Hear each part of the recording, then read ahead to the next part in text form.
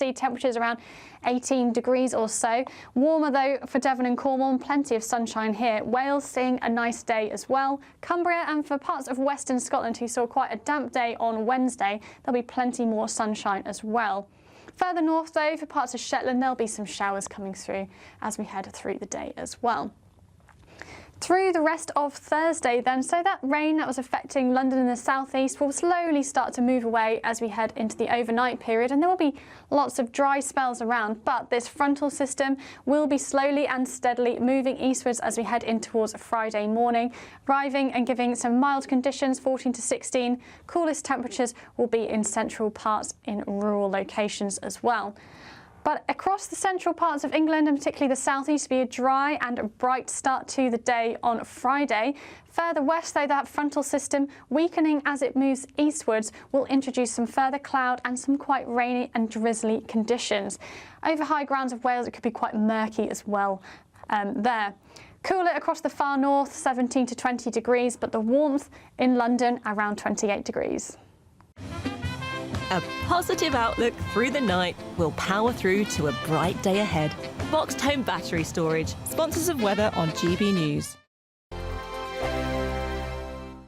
Imagine having an extra £1,000 to spend each week for an entire year. £54,321 in tax-free cash could be yours. Cash to spend however you like. £54,321 in cash could be landing in your bank account this year. For another chance to win £54,321 cash, text cash to 63225. One entry costs £2.50 plus one standard network rate message, or text bonus to 63225. 5 entries cost £5 plus one standard network rate message. Go to gbnews.com/win. Entries start at £2.50. Call 0903 686 3232. Calls cost £2.50 plus your network access charge. Or post your name and number to GB14 PO Box 8690 Derby DE1 9TT.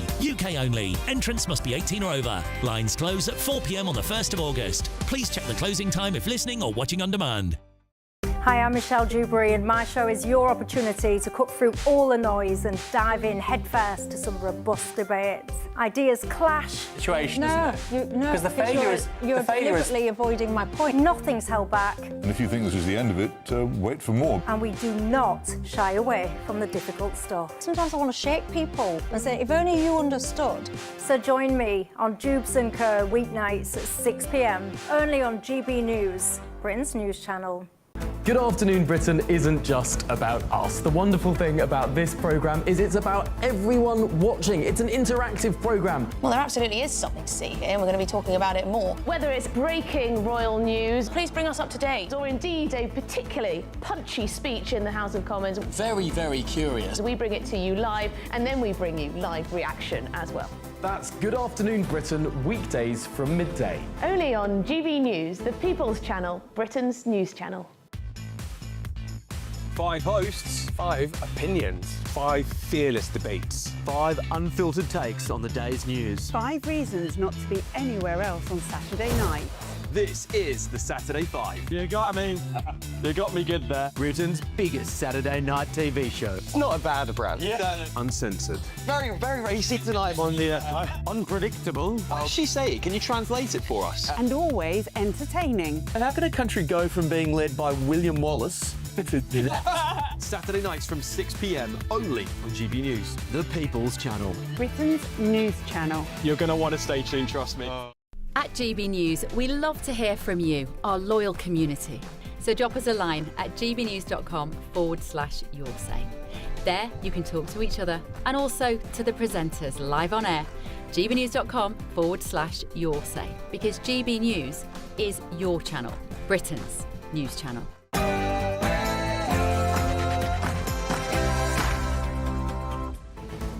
Good afternoon, Britain. It's 12 o'clock on Thursday, the 24th of July. I'm Tom Harwood. And I'm Emily Carver.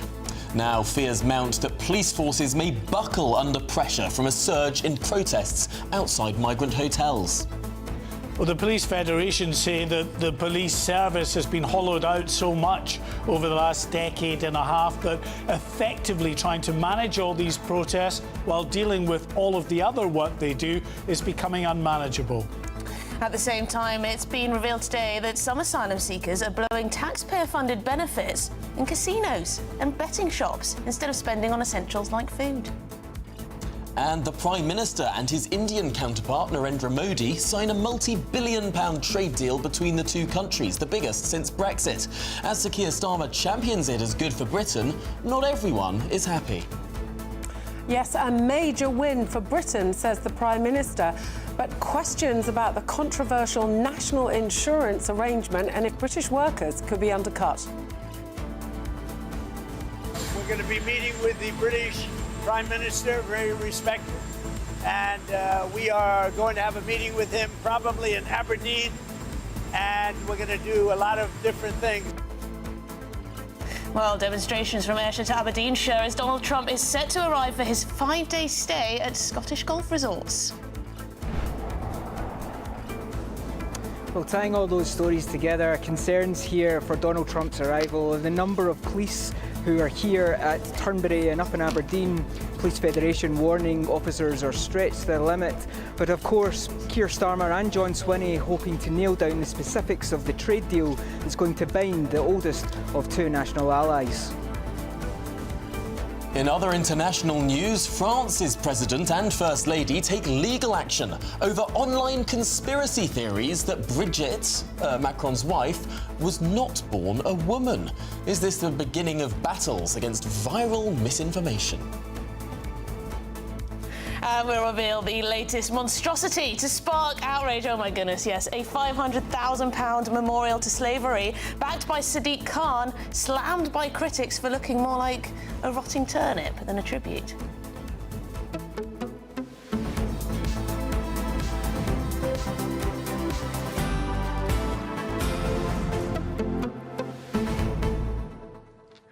Also on the show today, a really significant story about energy prices.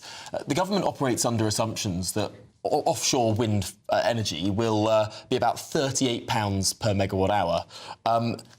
The latest auction, the way that the government buys and locks in these prices for the next 20 years, it's 3 times that cost. Yeah, we're ripped off once again. Is this the negotiating? Is this Ed Miliband's negotiating team? Or is the government running on completely false assumptions? And did they actually know that it was always going to be more expensive than they've been operating under? It's not £38. Go on, Tom, why does this matter? Go on. This matters because Give the elevator pitch. Well, this is the amount we pay for energy. Yeah. If we are going to massively expand the amount of offshore wind, yep, and we're going to be reliant on wind power and solar power as basically the go-to energy for our clean energy by 2030, this dash towards the 2030 clean energy goal, which is what the government is committed to, well, that means that our bills are going to be higher, not lower. And not just now. This is locking in that price for 20 years. I just can't believe it's so much more expensive than we thought it was going to be. Yeah. I mean, this is going to cost millions? Potentially hundreds of millions? Well, it's the price that we will... This isn't coming out of taxpayers' money. This is coming out of bills. This is what we will pay through our electricity bills over the next 2 decades. Promised, Tom, we were promised that we were going to have, what, £300 off? Right, and there's under Ed Miliband? no way that can happen throughout the course of this Parliament. Well. Because the amount that we pay for the sources of energy is going to be 3 times more than we all thought. Well, we're going to get into the detail on that one because it does sound as though we're being ripped off. gbnews.com/yoursay. Please do get in touch throughout the show. And let's get to the headlines with Katie.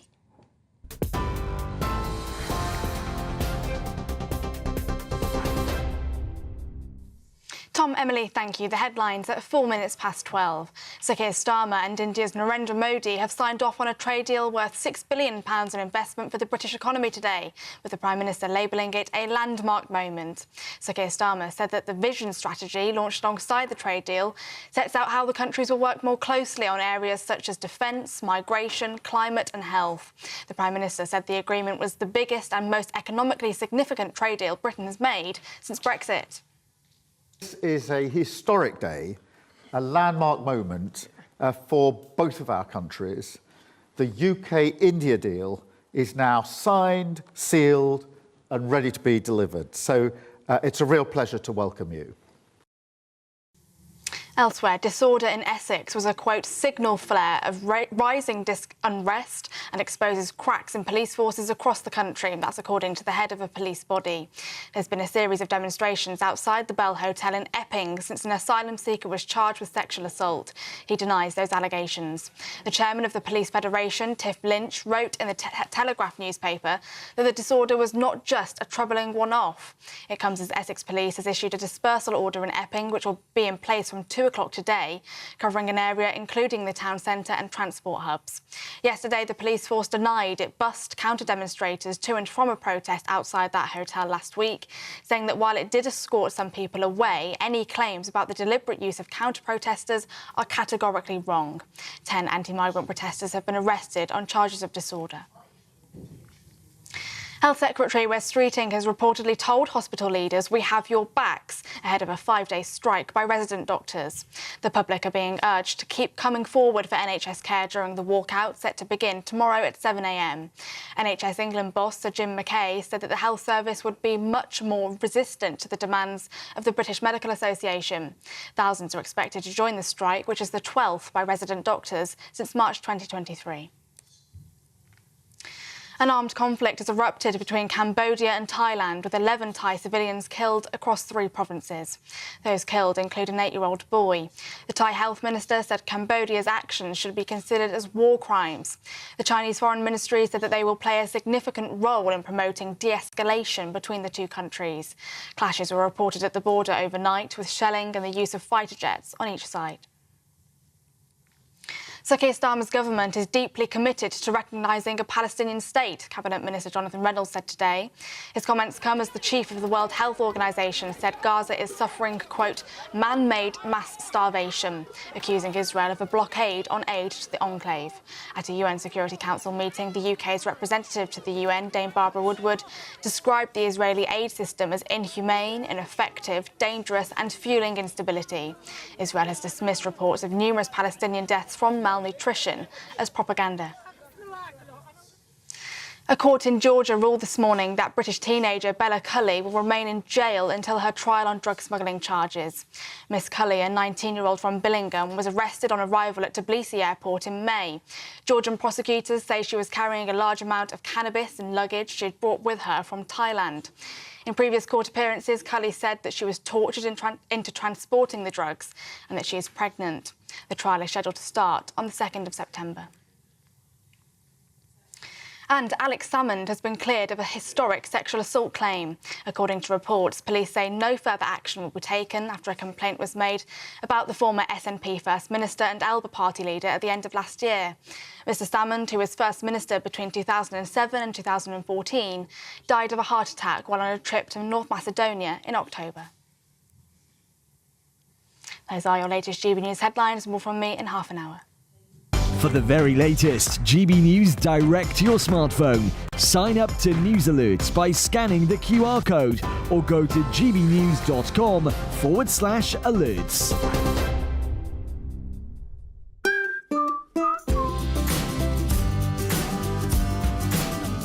My Claim Group sponsors the GB News Finance Report.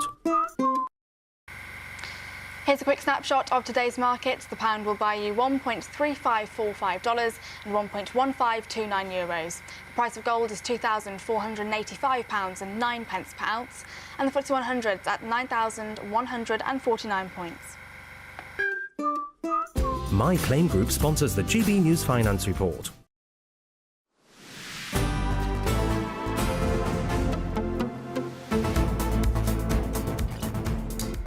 Good afternoon, Britain. It is 9 minutes past midday, and joining us immediately with some breaking news is our political editor, Christopher Hope. Tom and Emily, big news here on the left of the Labour Party. Jeremy Corbyn and Zara Sultana have confirmed they are launching a new political party.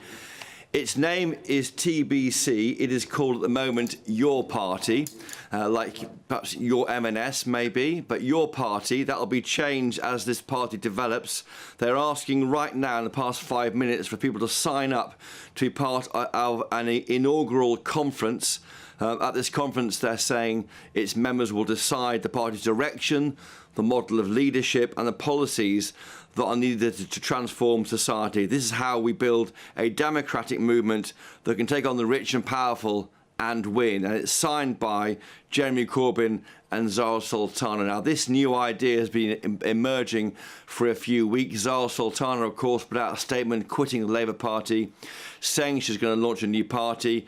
Jeremy Corbyn was said to be a bit upset by the timing of that announcement, not aware of it, but it now looks like they've got their ducks in a row. They are formally launching a party. This is bad news, I think, for the Labour Party. It could take 1 or 2% off them in the polls.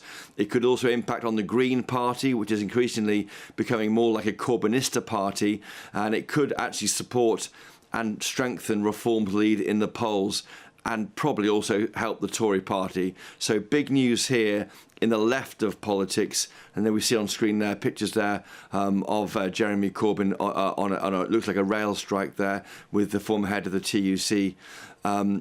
It looks to me like this could be a concern here for the Labour Party. It could support reform, and yet again it shows to me how we're going towards a 5-party politics. If this party can take 10 or 12% in the polls, that will be a problem for Labour in the same way that reform is a problem for the Tory party. Well, Christopher, it's interesting. They've got their website up and running, yourparty.uk, because when Zara Sultana appeared to jump the gun, what was it, a couple of weeks ago with the announcement of this new party, the link that she was sharing with the world was to her own personal page, yes. Wasn't it? And now there's this new website for Your Party, and they've got a homepage, they've got a statement, they've got a donation page. So they're trying to get their ducks in a row, but I'm not sure it's been the most well-organised launch. No, but we saw a lot of this chaos under Jeremy Corbyn when he was leader. But the language in the statement, Tom and Emily, is so interesting. Our movement is made up of people of all faiths and none, which clearly is a bid for you'd argue it's the Muslim vote, Muslim people in the UK concerned about what's happening in Gaza. The great dividers that you want to think that the problems in our society are caused by migrants or refugees. They call other people the dividers. They say those aren't the divisions in the society. They're caused by an economic system that protects corporations and billionaires. Well, let's wait for that wealth tax then, shall we, from them? It's ordinary people, they say, who create the wealth, and it's ordinary people who have the power to put that back where it belongs. They say they cannot accept the injustices. There's no money for the poor, but billions for war. Imagine that being a chant, can't you, in one of these campaign movements when they start going. So I think increasingly we're going to see the left divided in the same way the right is divided. Politics is getting a lot more interesting in the coming months. Absolutely. Really interesting to see that first few words on their statement as well. The system is rigged. I mean, that's something that Donald Trump says. This is really sort of left populist language. It'll be absolutely fascinating to see where this party polls when it does launch. And also, Tom, on that point, it's also what Nigel Farage says, isn't it? Yes. That point about both the left and the right on the extremes, some would say reform is there too. They're arguing that it's not working and here's your answer. And so almost politics is being pushed out to the margins again. Really interesting stuff. Well, Christopher Hope, thanks for joining us there at the top of the show with that breaking news. They were going to have 15% according to some polls, this new party. Yeah. Also, it does sound like Your Party is the name, but perhaps that might change. I don't know. You'd have to change the website then, wouldn't you? I think they can probably afford a new URL if they must. But of course, whilst this new party is being launched, it's a pain in the backside for the Prime Minister. But he's been busy today. Yes, he's been busy with India's Prime Minister, Narendra Modi, and he's signed off a trade deal worth billions of pounds, apparently, in investment for the British economy. Well, the Prime Minister and his Indian counterparts have also reportedly agreed to ramp up joint efforts to tackle illegal migration and organised crime. Well, GBNews political correspondent Catherine Forster joins us here in the studio. So, Catherine, I think what people want to know is whether this is a win for Britain. Yes, well, I'm just going to make a comment about this new party, if I may, because what struck me reading the letter is the similarity. OK, not the stuff about, he said, you know, he wants you, that people, dividers want you to think the problem is created by migrants and refugees. It's not. But the language in terms of the system is rigged, very much like Nigel Farage, Britain is broken. There is quite a lot of crossover.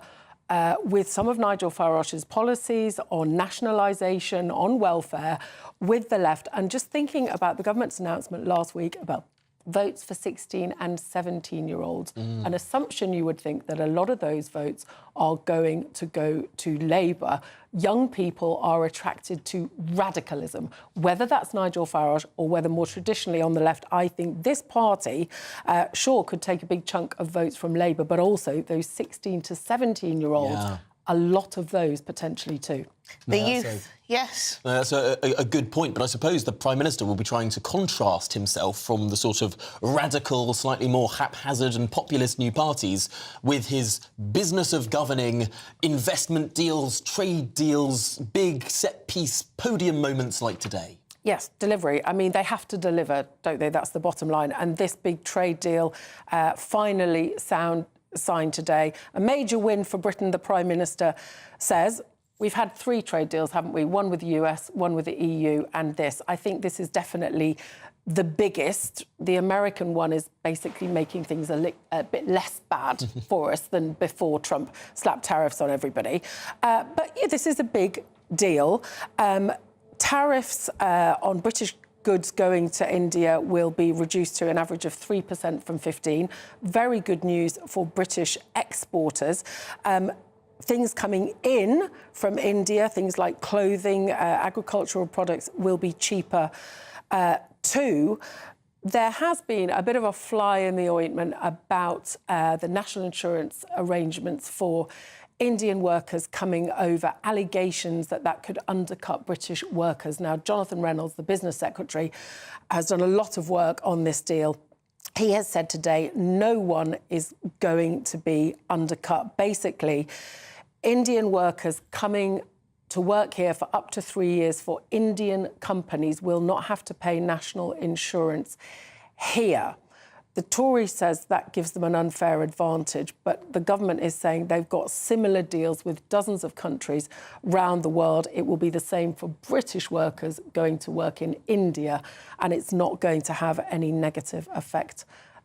Difficult sell, isn't it, in terms of optics, though, isn't it? And also considering the hundreds of thousands of visas that have already been handed to Indian nationals in the last few years, I think there is a perception, at least, that this will increase or indeed encourage more immigration from India. How fair is that? Well, there is a perception. It's worth saying that this aspect of this deal is still being negotiated. It hasn't actually been fully tied down. But look, the government is saying they haven't given way massively on visas. That was one of the sticking points when the Tories were trying to get this over the line. They're saying that hasn't happened. Well, we'll have to wait and see, I suppose. We must move on to our next story, however. Catherine will be back with you a little bit later in the programme. The Police Federation, which represents rank-and-file officers, has claimed that policing is not prepared for a new wave of summer protests. OK, well, Mark White is with us in the studio, our Home and Security editor. Lots to talk about with this. Police officers warning, their union is at least, that it's going to be very, very tough to manage. Well, yes, if you've got multiple locations where protests are taking place, they've got to be police. And we're not even talking necessarily about disorder or violence, but just people gathering for lawful protest. That will require a police response. And what the Police Federation say is after years of hollowing out, you just don't have the same kind of ability within the police family for mutual aid, for neighbouring forces to rush to the assistance of a certain force in a meaningful way. It can take quite a time for those extra resources to be mobilised, and all of the while you're taking those police officers away from the kind of crimes that the government and everybody else wants them to focus on. No, it's a really serious issue there, because there does seem to be a bit of a tinderbox in so many of these areas. We're starting to see it now. I wonder, I mean, August is the traditional time of year that we do see protests and riots and looting and all the rest of that. Is that really what we're going to see more now, perhaps, than last year? Well, I think the protests that we've seen have often been in response to specific issues. So the Bell Hotel in Epping, the reason that protest sprung up was in response to an asylum seeker from that hotel being charged with serious sexual offences. It's going through the courts now. He denies that. But that was in response to that.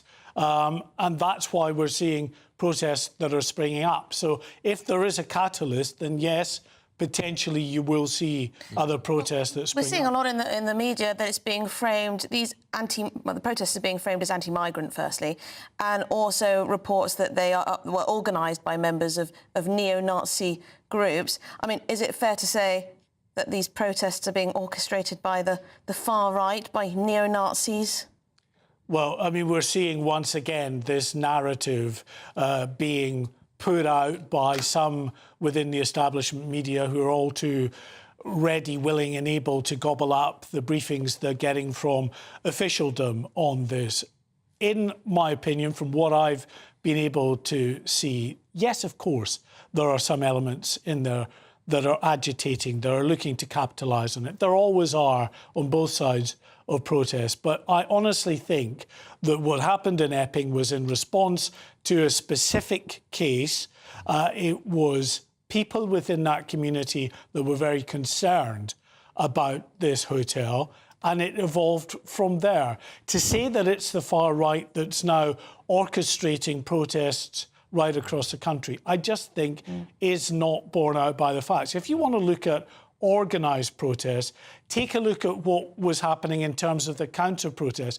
Those are organised protests. Those are people whose absolute sort of response to any protest is to get there, mount a counter-protest. Professional activists, yes. They've got their placards all pre-prepared to do that, to antagonise the other side. That's the organised protest. And no one should ever besmirch the sort of ordinary people who just want to stand up for their own community. Of course, there are going to be people who come in from outside and try and make it more, and there are going to be that on both sides. But, yeah, at the core of it, people that care for their communities. Mark, thank you so much. We'll speak to you a bit later in the programme. In the meantime, it's the Great British Giveaway. Here's how to win.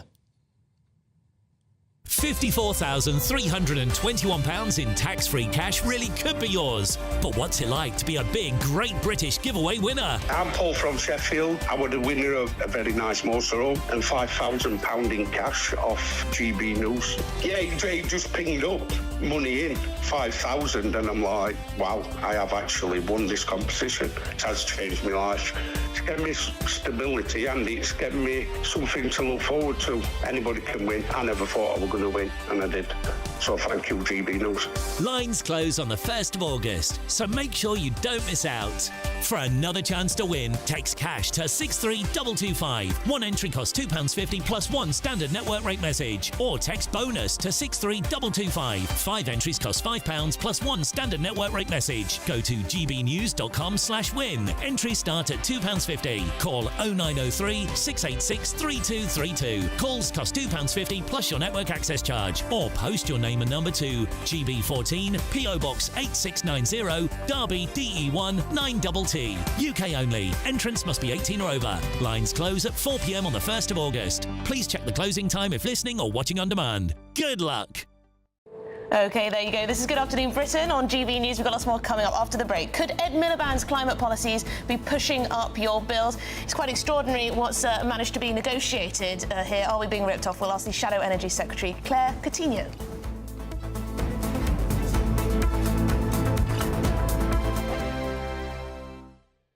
Westminster, the ultimate clique. And you're fighting like rats in a sack. But here on the Camilla Tominey Show, we ask the questions the establishment media is too scared to ask. OK, let me ask you a straight question, because I know you're a straight-talking politician. Whether it's net zero, illegal immigration or law and order, nothing is off limits. You had the power then.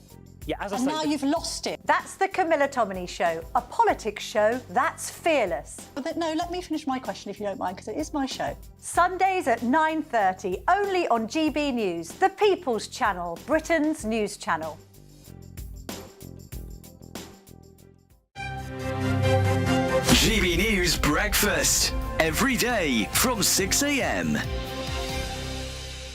Tell me now, are you concerned about these driverless cars, Tim, that are going to be put into operation in London by as early as next year? Well, Uber is preparing to test fully self-driving taxis on London's roads for the first time.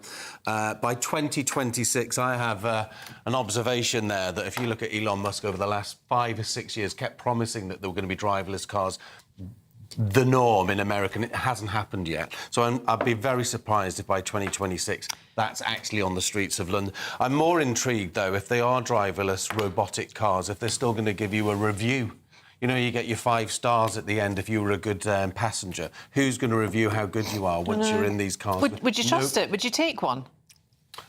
I think I would, yeah, absolutely, yeah. Really? Would you, Claire? I know, I'm a bit reticent. I'm a bit nervous about it. Yeah, accepting a driverless car. I think what they do eventually is they'll take any joy out of driving that there is. You get you won't get in, you feel the smell, get the gear stick. You know, I mean, a car is a great joyous thing I don't take any joy from to drive. Yeah. I take no joy. It's awful. What? Such a chore. Is that because driving. Are you a good driver? No, I'm a terrible driver. Well, that's why. So maybe this could be a good thing for me.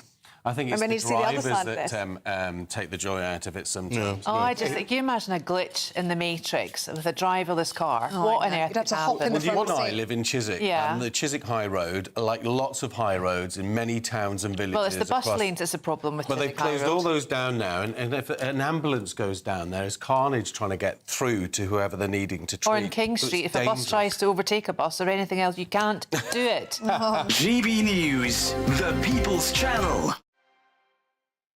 At GB News, we love to hear from you, our loyal community. So drop us a line at gbnews.com/yoursay. There you can talk to each other and also to the presenters live on air. gbnews.com/yoursay, because GB News is your channel, Britain's news channel.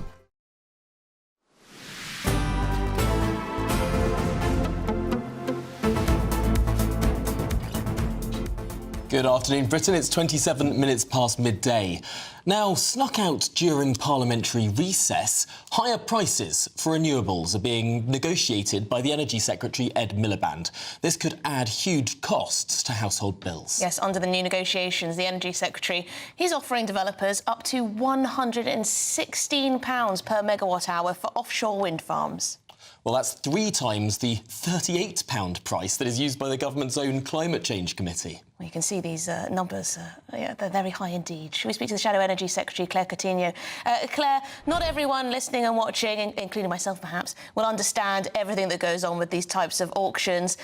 Can you explain to us what exactly Ed Miliband has negotiated here? Well, look, let's take a step back. What Ed said during the election is that he was going to cut people's bills by £300. And if you look at the prices that he set out yesterday, which are the maximum prices he's going to pay for renewables, the prices are extortionate. We're talking about almost close to £120 for offshore wind, which is over 15% the cost of electricity last year. I mean, this is complete madness. And it's also before you have to factor the extra costs of renewables into those prices, things like grid constraints, things like making sure you have to pay for backup and storage as well. So what he is doing is locking us into high prices. And to make it even worse, this year he also extended the contract. So this is locking us into higher prices for longer, and it's going to be a disaster for the British people. So originally these contracts go for around 15 years, but the government this time round is doing a 20-year, locking people into these prices for 20 years, presumably because they thought that would make the prices go down. But they haven't gone down. These prices are higher. That's the thing. Actually, at every turn, what he's done is picked wind developers' interests. There was a couple of decisions that had to be made, one called zonal pricing, the other, as you said, a question of extending these contracts. And at every turn, he's picked the wind developers' interests because he was, I was presuming, trying to bring down the prices of those contracts. But actually what we've seen with the £113 for offshore wind, it's actually the highest price in a decade, far higher than the cost of electricity last year, and all of that is going to end up on people's bills. So far from being able to cut people's bills by £300, which is what he promised, he's actually going to send people's bills up, and like you said, he's going to lock them in for even longer. Claire Coutinho, what could he have done differently on this front? Because clearly he wants to invest in offshore wind. Clearly the government want to hit the targets of net zero. That's something that the Conservatives have agreed on. So what could he have done differently that wouldn't cost us so much? Well, firstly, we've said that actually net zero by 2050 is impossible. We've got work ongoing at the moment to look at what you should do. But the clear principles from where we stand is that cheap energy has to come first. There is no point driving up prices in the name of climate policy, because all you are going to do is offshore your industry to places like China, which is still 60% powered by coal. So there is no benefit in doing that. And actually, what you've seen from Ed is a disaster in terms of negotiation, because he set out these completely mad targets. Everybody knew he wouldn't be able to reach them. But the signal that he sent to multi-million-pound wind developers is that whatever you are selling, I will be buying, no matter the price. And this is the problem. And you see that reflected in these prices, which is why they're the highest prices in a decade. And I'm afraid, you know, this is going to be the kind of thing which we are going to have to pay off for years, for 20 years. It's such a shambles, and it's going to be terrible for the British economy because we need cheap energy to succeed, and it's going to be terrible for cost of living because people need their bills to be lower. Now, one of the extraordinary things here is that the Independent Climate Change Committee that sets all of the carbon budgets for how government can operate, it said that this price, or it expected this price to be £38 per megawatt hour. I mean, that is just so off the mark compared to this 113 or 120 quid price. I mean, I don't understand how these experts could have got it so wrong.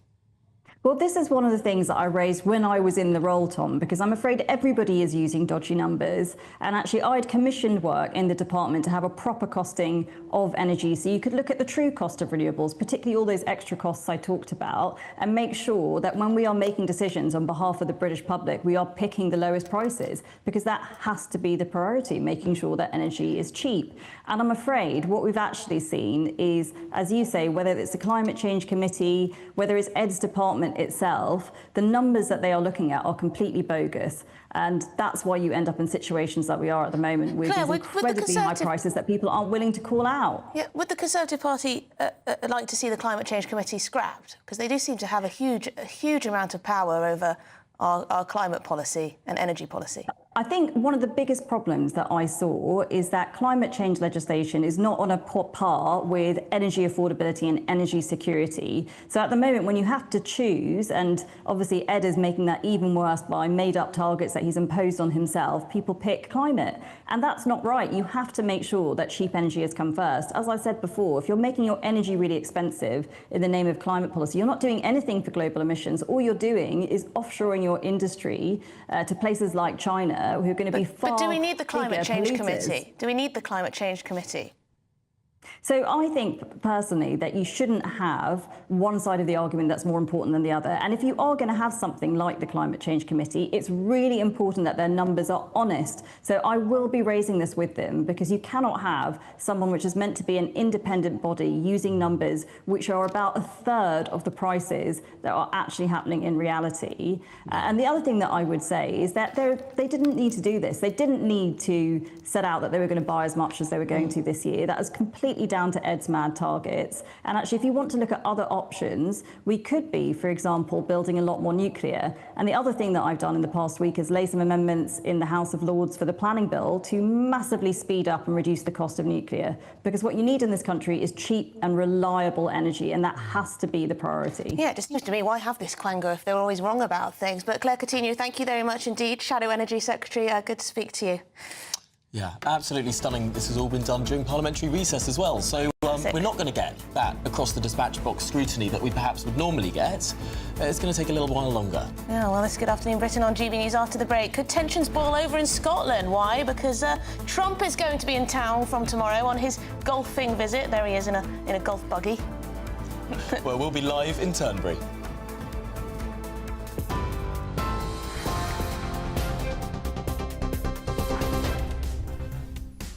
Good afternoon, the headlines at 12:34. Sir Keir Starmer and India's Narendra Modi have signed off on a trade deal worth £6 billion in investment for the British economy, with the Prime Minister labelling it a landmark moment. He added that the agreement was the biggest and most economically significant trade deal Britain has made since Brexit.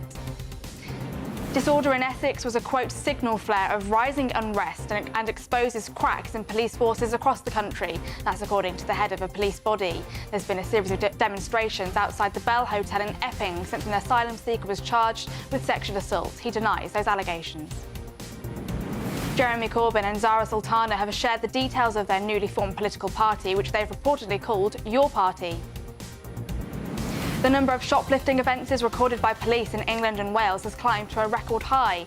Some 530,643 offences were logged last year, up 20% from 2023, and the highest total since current policing record practices began in 2002.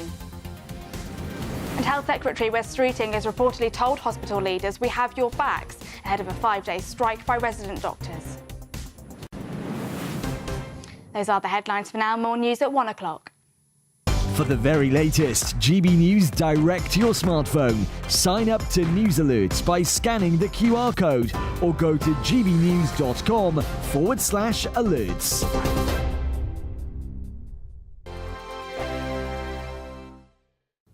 Hello, very good day to you. This is your latest GB News weather update from the Met Office. Now, as we go through the rest of today, for many, the weather's looking largely fine. However, there will be some rain around, particularly towards the southeast. There's a weak front gradually making its way southwards as we go through into this afternoon, and that's going to bring some relatively heavy rain across some parts, particularly East Anglia, maybe across London and into Kent as we go through the next few hours. Further north, there will be a bit more cloud at times and some outbreaks of rain possible and a few showers here and there as well.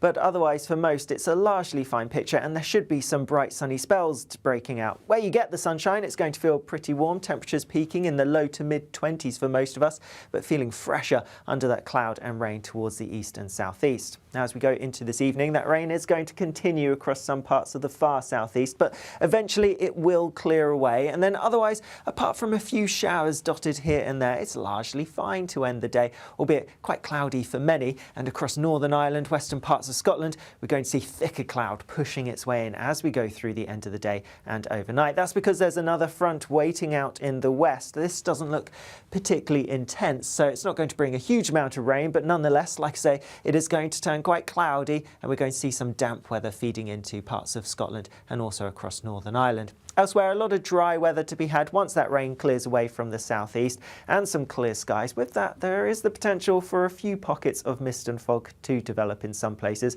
but temperatures not dropping a huge amount, generally staying in the low to mid-teens for most of us. Then through tomorrow, a bit of a damp grey picture across parts of western Scotland, maybe the far north as well. Orkney and Shetland seeing a few spots of rain. A little bit of rain pushing into parts of Cumbria and perhaps the far northwest of Wales as well. But elsewhere, a lot of dry weather to be had, drier than today across parts of the east, southeast, and temperatures peaking in the mid to high 20s.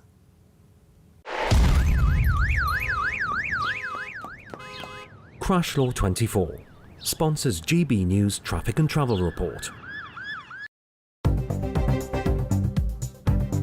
Good afternoon, this is the latest AI travel news from GBnews.com. The A38 at Limekilns westbound is partially obstructed, causing delays. The M4 is closed with diversions between junctions 37 near Pyle and 39 near Gross. In York, the A64 eastbound has a collision closing one lane. In Greater London, a disabled vehicle on the M25 anti-clockwise decreases lane capacity between junctions 28 and 27. And on the trains, Great Northern services through Welwyn Garden City face minor delays. And Hull trains have reduced services due to industrial action. For more travel news, go to gbnews.com. Crash Law 24 sponsors GB News Traffic and Travel Report.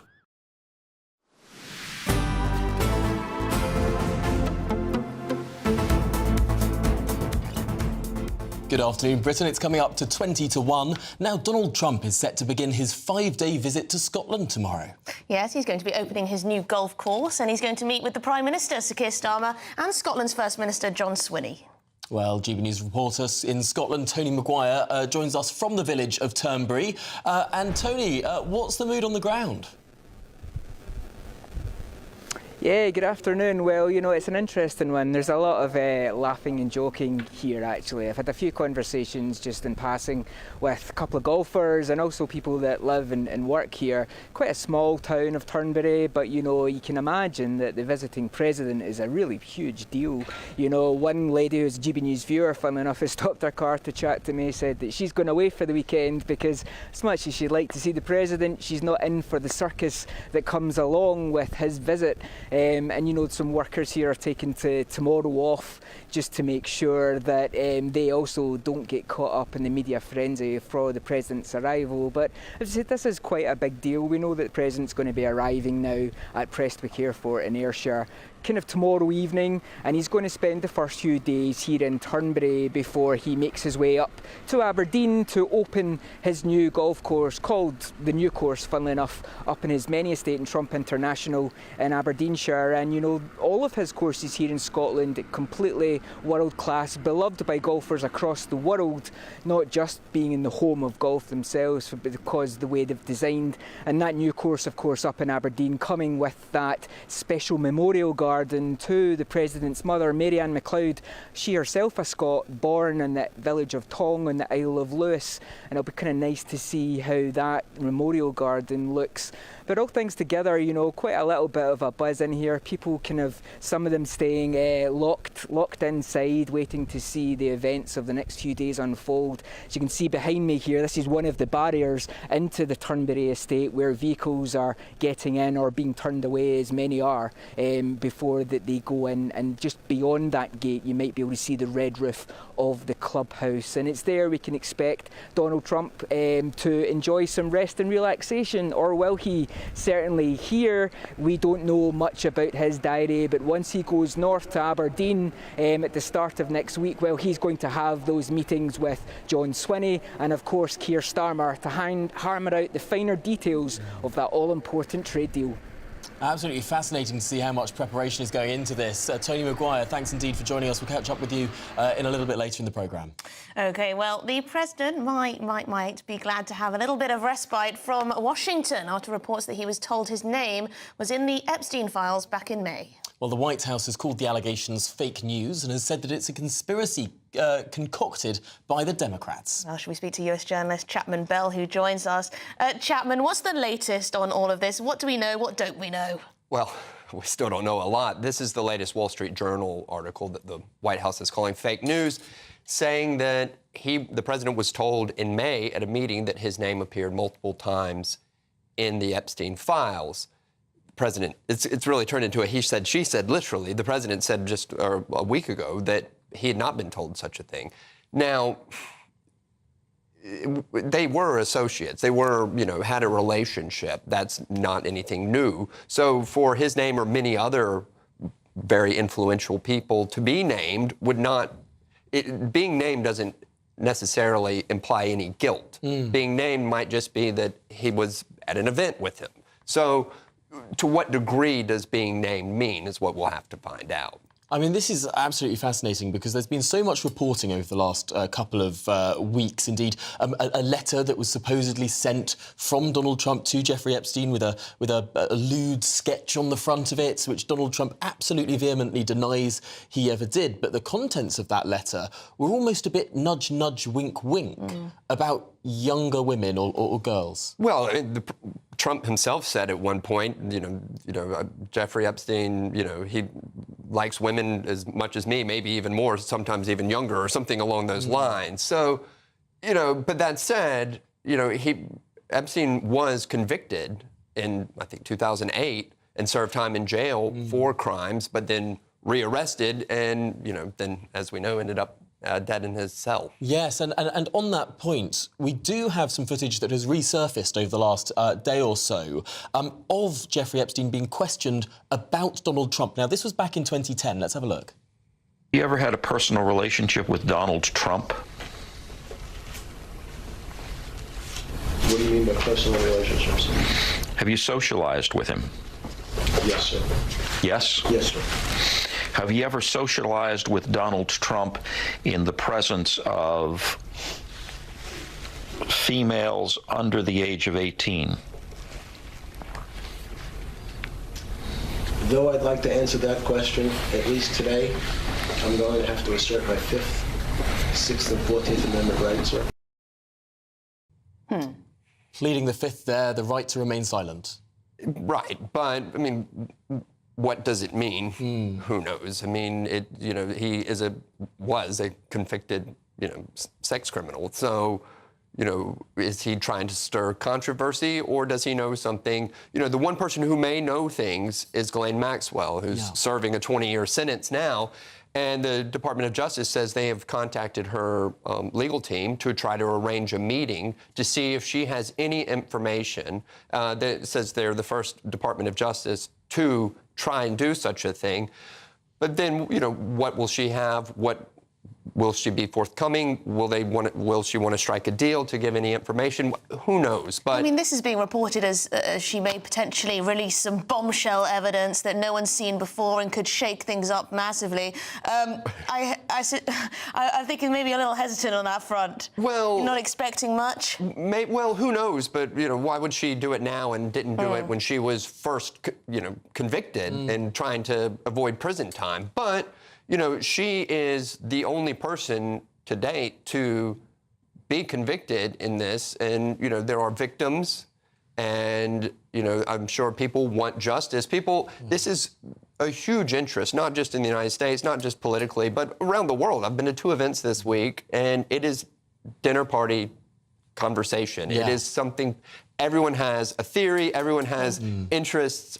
But I suppose that's because the Epstein files are almost all things to all people. To some people, it's a conspiracy of all the rich and famous people in the world and some sort of paedophile ring that was operated. To other people, it is one guy who was a sex criminal. Yeah. He had a lot of rich friends because he was a very rich guy, and that's about all there is to it. Well, yeah, and that's the thing. The circles he moved in, was it a hidden secret, or did people participate? Did he lure people in? Who knows? But the fact is, he did associate with very high-profile people, and that's the way he operates. Well, that's the crux of it. Yeah. Well, Donald Trump will be safely in Scotland for the next few days, visiting his golf courses. I do wonder if there's going to be some mass protests. Will people bother? I don't know. Thank you very much indeed, Chapman Bell, their US journalist. Now, if you're seeking some holiday sun, here's the travel weather.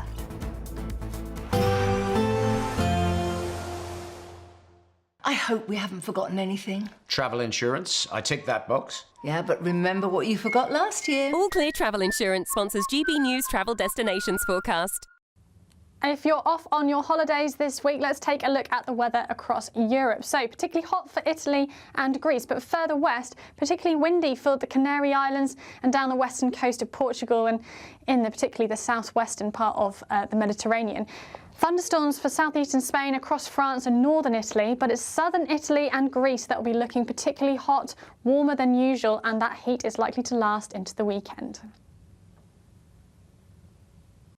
All Clear Travel Insurance sponsors GB News Travel Destinations Forecast. Well, this is Good Afternoon Britain on GB News. Do stay with us, there's a really big one to come. Yes, we'll reveal the latest monstrosity to spark outrage. A £500,000 memorial to slavery backed by the Mayor of London, Sadiq Khan. But you'll never guess what this so-called memorial is due to look like. We'll show you after this.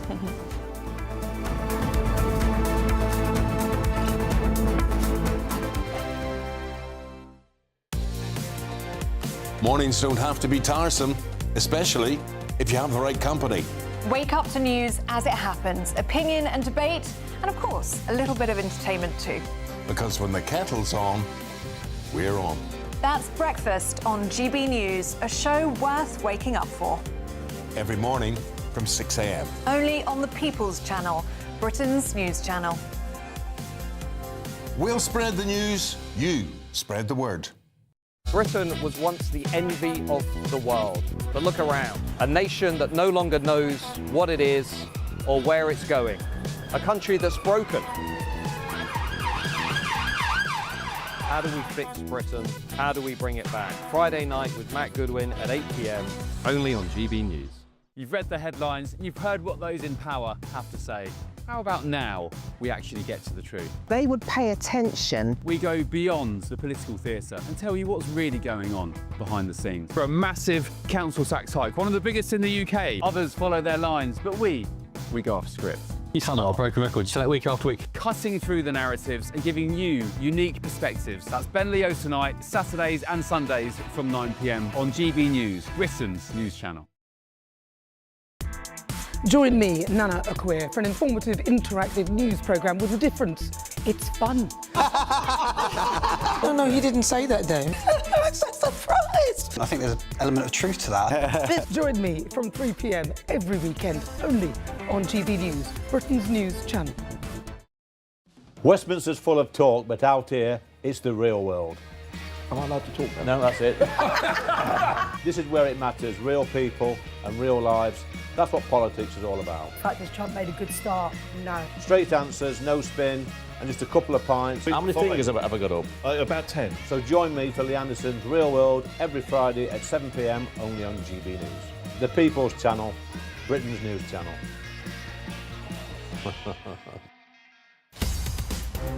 In the GB newsroom, we bring you the news as it happens. With our team of dedicated journalists across the UK, we're ready to keep you up to date with what's happening every half an hour, every single day. Bulletins here on GB News, the People's Channel, Britain's news channel. You want to know what's really going on in the corridors of power? Labour don't know what to do with you half the time, and that makes you quite lethal in the chamber. Get behind the headlines with Chopper's political podcast. Join me, Christopher Hope, as I sit down with the great and the good of British politics. We'll see where this ruling takes us. These are the stories shaping our nation. Chopper's political podcast, available now on all platforms. Listen in and stay ahead.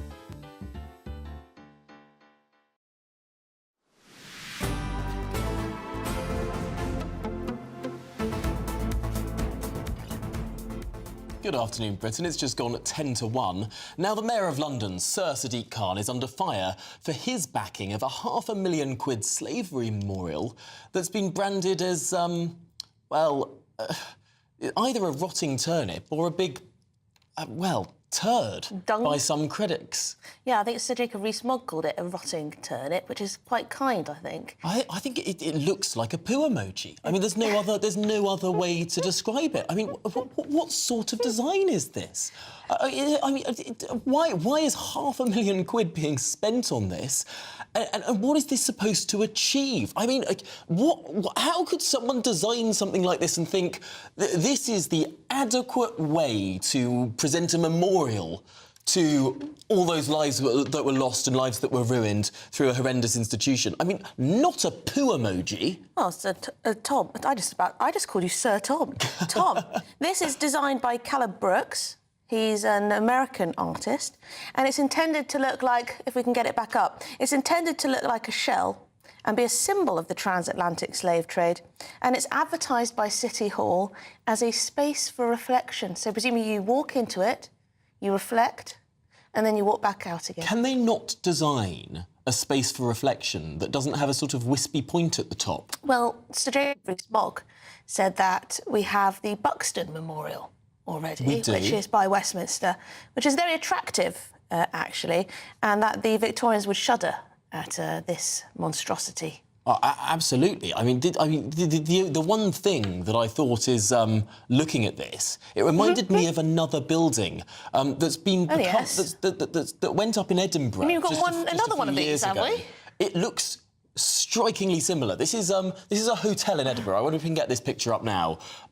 Which again, it's known by locals as the Turd Hotel. Oh, that is awful. Because it's just like a wispy poo on the beautiful skyline of Edinburgh. It does look like someone's, taken a dump, as it were, in the middle of Edinburgh, which is not a very nice sight. Who on earth Who's the architect behind this one, Tom? Do you know? It is extraordinary, isn't it? That What are they thinking? We have memorials and hotels and buildings. Are they taking the proverbial? Well, are they just mocking us now with just these poo-shaped buildings that are going up all left, right and centre? Of course, Sadiq's one is all part of the Diversity in the Public Realm scheme, which is all about ripping down old-fashioned monuments and building new. Right, well, we'll leave you with that thought. Much more to come after this break.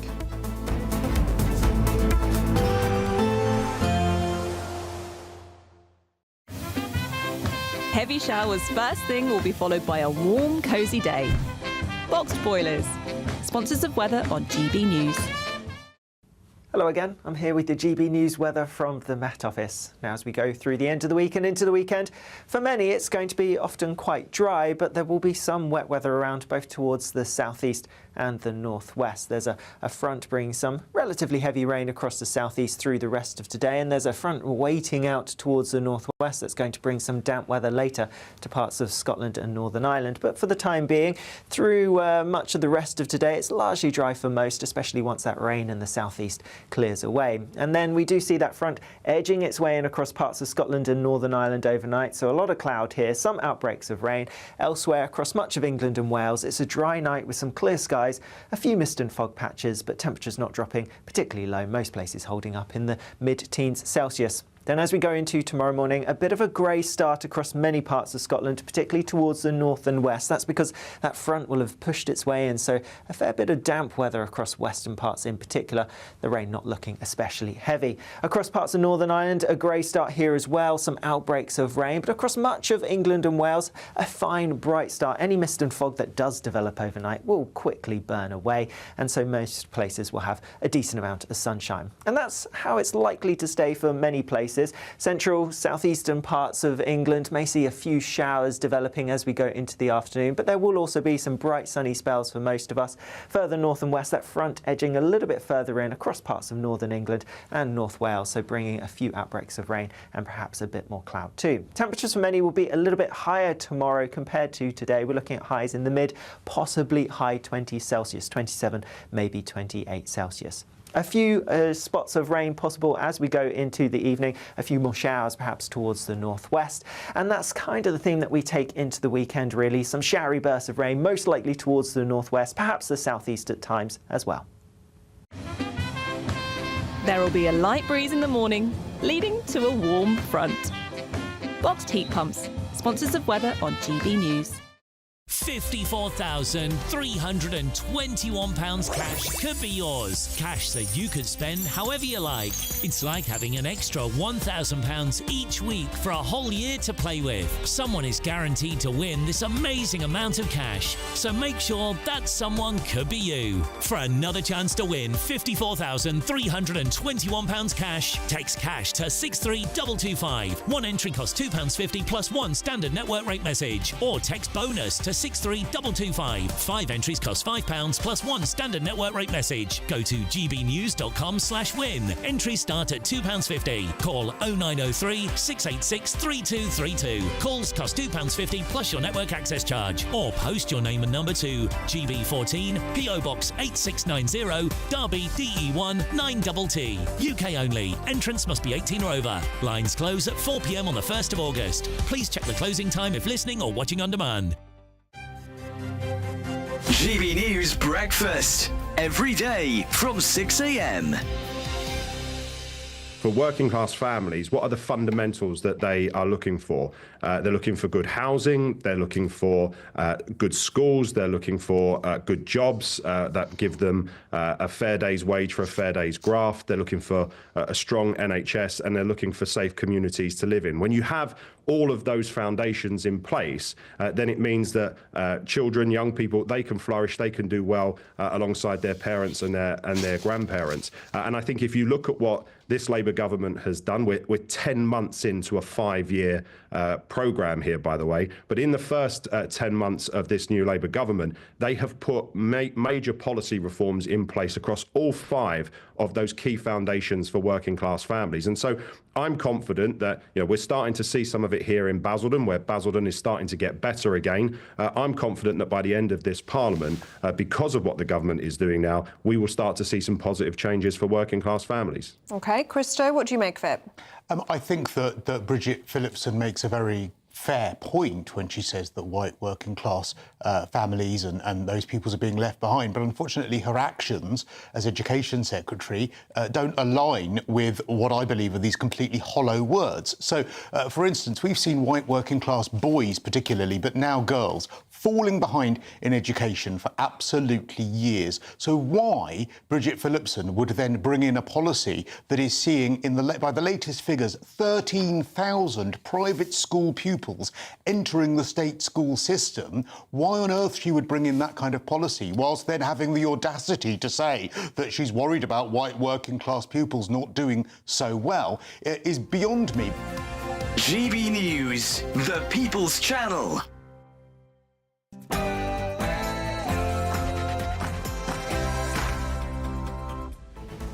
Good afternoon, Britain. It's 1 o'clock on Thursday, the 24th of July. I'm Emily Carver. And I'm Tom Harwood. Well, fears are mounting that police forces may buckle under pressure from a surge in protests outside migrant hotels.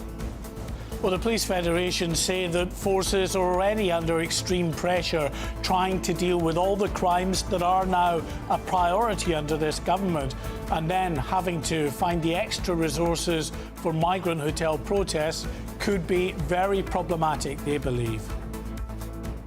Elsewhere, it's been revealed today some asylum seekers are blowing taxpayer-funded benefits and taxpayer credit cards in casinos and betting shops, instead of spending on the essentials like food. And yes, the news today, Jeremy Corbyn and Zara Sultana, they vow to challenge Sir Keir Starmer's Labour as they launch a new hard left party. We know a little more about it now. Could it split the left for good? The system is rigged, says Jeremy Corbyn. This is bad news for Labour, this new party, even though the launch has got off to a rather confused start. We're going to be meeting with the British Prime Minister, very respected, and we are going to have a meeting with him probably in Aberdeen, and we're going to do a lot of different things.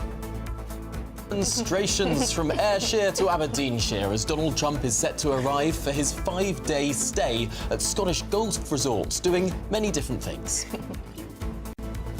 And this one, oh my goodness, should Britain face lawsuits over its historic role in climate change? Yes, the United Nations says nations could now sue other nations over past emissions. It's going to be us that pays up, isn't it? Elsewhere, the French President and First Lady take legal action over online conspiracy theories that Brigitte Macron wasn't born a woman. Well, is this the beginning of battles against viral claims, counterclaims and misinformation?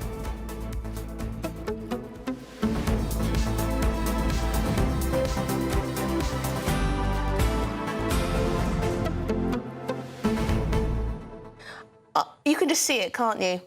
Bangladesh saying, we're struggling with climate change over here and we need a little more cash for various projects. Let's sue Britain. They'll cough up. In the last couple of years, China has burnt more coal than Britain has ever burnt.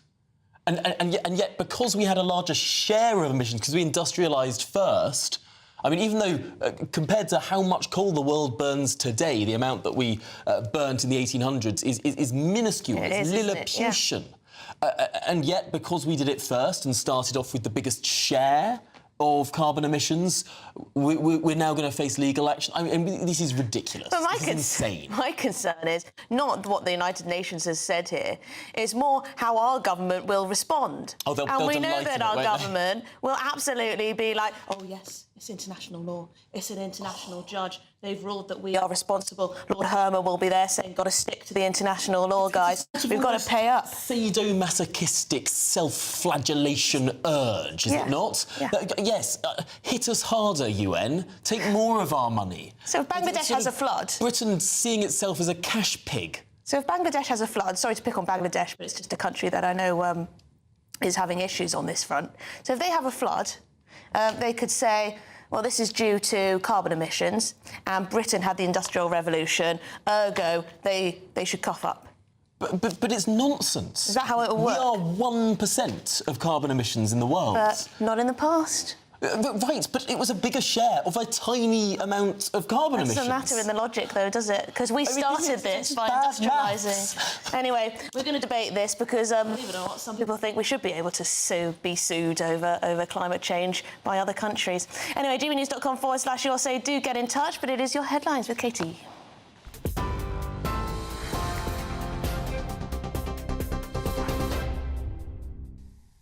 Tom, Emily, thank you. The headlines at 1:04. Sir Keir Starmer and India's Narendra Modi have signed off on a trade deal worth £6 billion in investment for the British economy today, with the Prime Minister labelling it a landmark moment.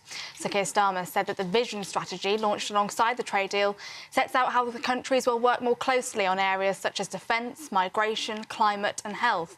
The Prime Minister said the agreement was the biggest and most economically significant trade deal Britain has made since Brexit.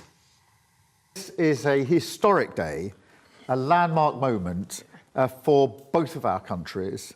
The UK-India deal is now signed, sealed and ready to be delivered. So it's a real pleasure to welcome you.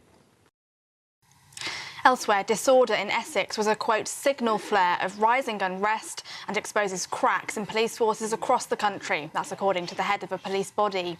There has been a series of demonstrations outside the Bell Hotel in Epping since an asylum seeker was charged with sexual assault.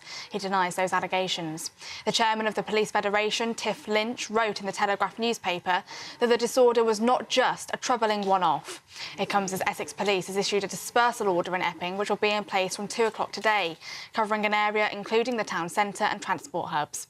Yesterday, the police force denied it bussed counter-demonstrators to and from a protest outside that hotel last week, saying that while it did escort some people away, any claims about the deliberate use of counter-protesters are categorically wrong. 10 anti-migrant protesters have been arrested on charges of disorder. Health Secretary Wes Streeting has reportedly told hospital leaders we have your backs ahead of a 5-day strike by resident doctors. The public are being urged to keep coming forward for NHS care during the walkout, set to begin tomorrow at 7 a.m. NHS England boss Sir Jim McKay said that the health service would be much more resistant to the demands of the British Medical Association. Thousands are expected to join the strike, which is the 12th by resident doctors since March 2023. The number of shoplifting offences recorded by police in England and Wales has climbed to a record high. Some 530,643 offences were logged in the last year, up 20% from 2023 to 2024, and the highest total since current police recording practices began in 2002.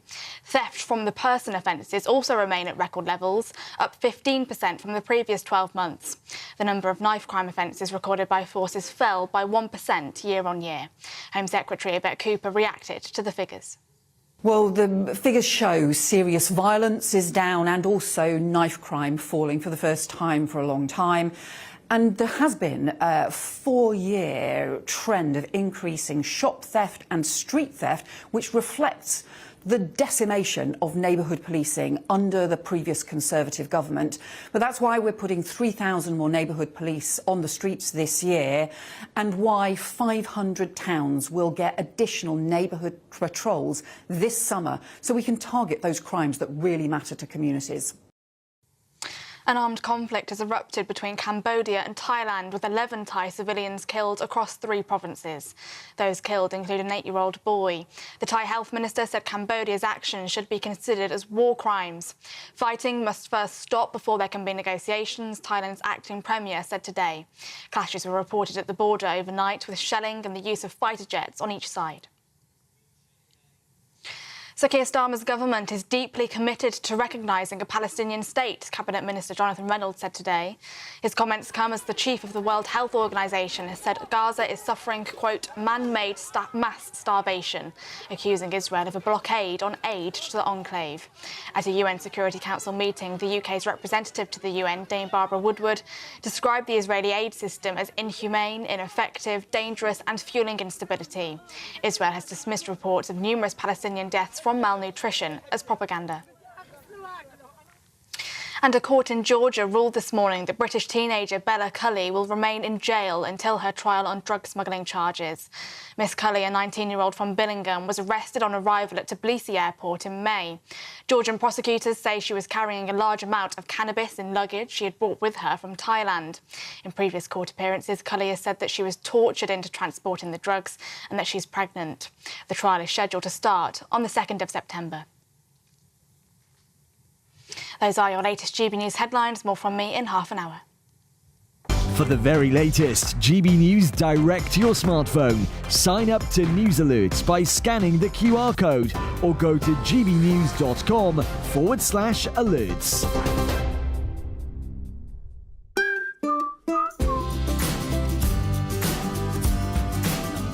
My Claim Group sponsors the GB News Finance Report.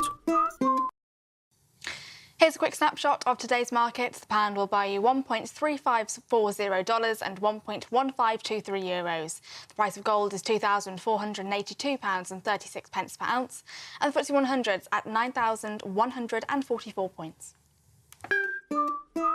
My Claim Group sponsors the GB News Finance Report.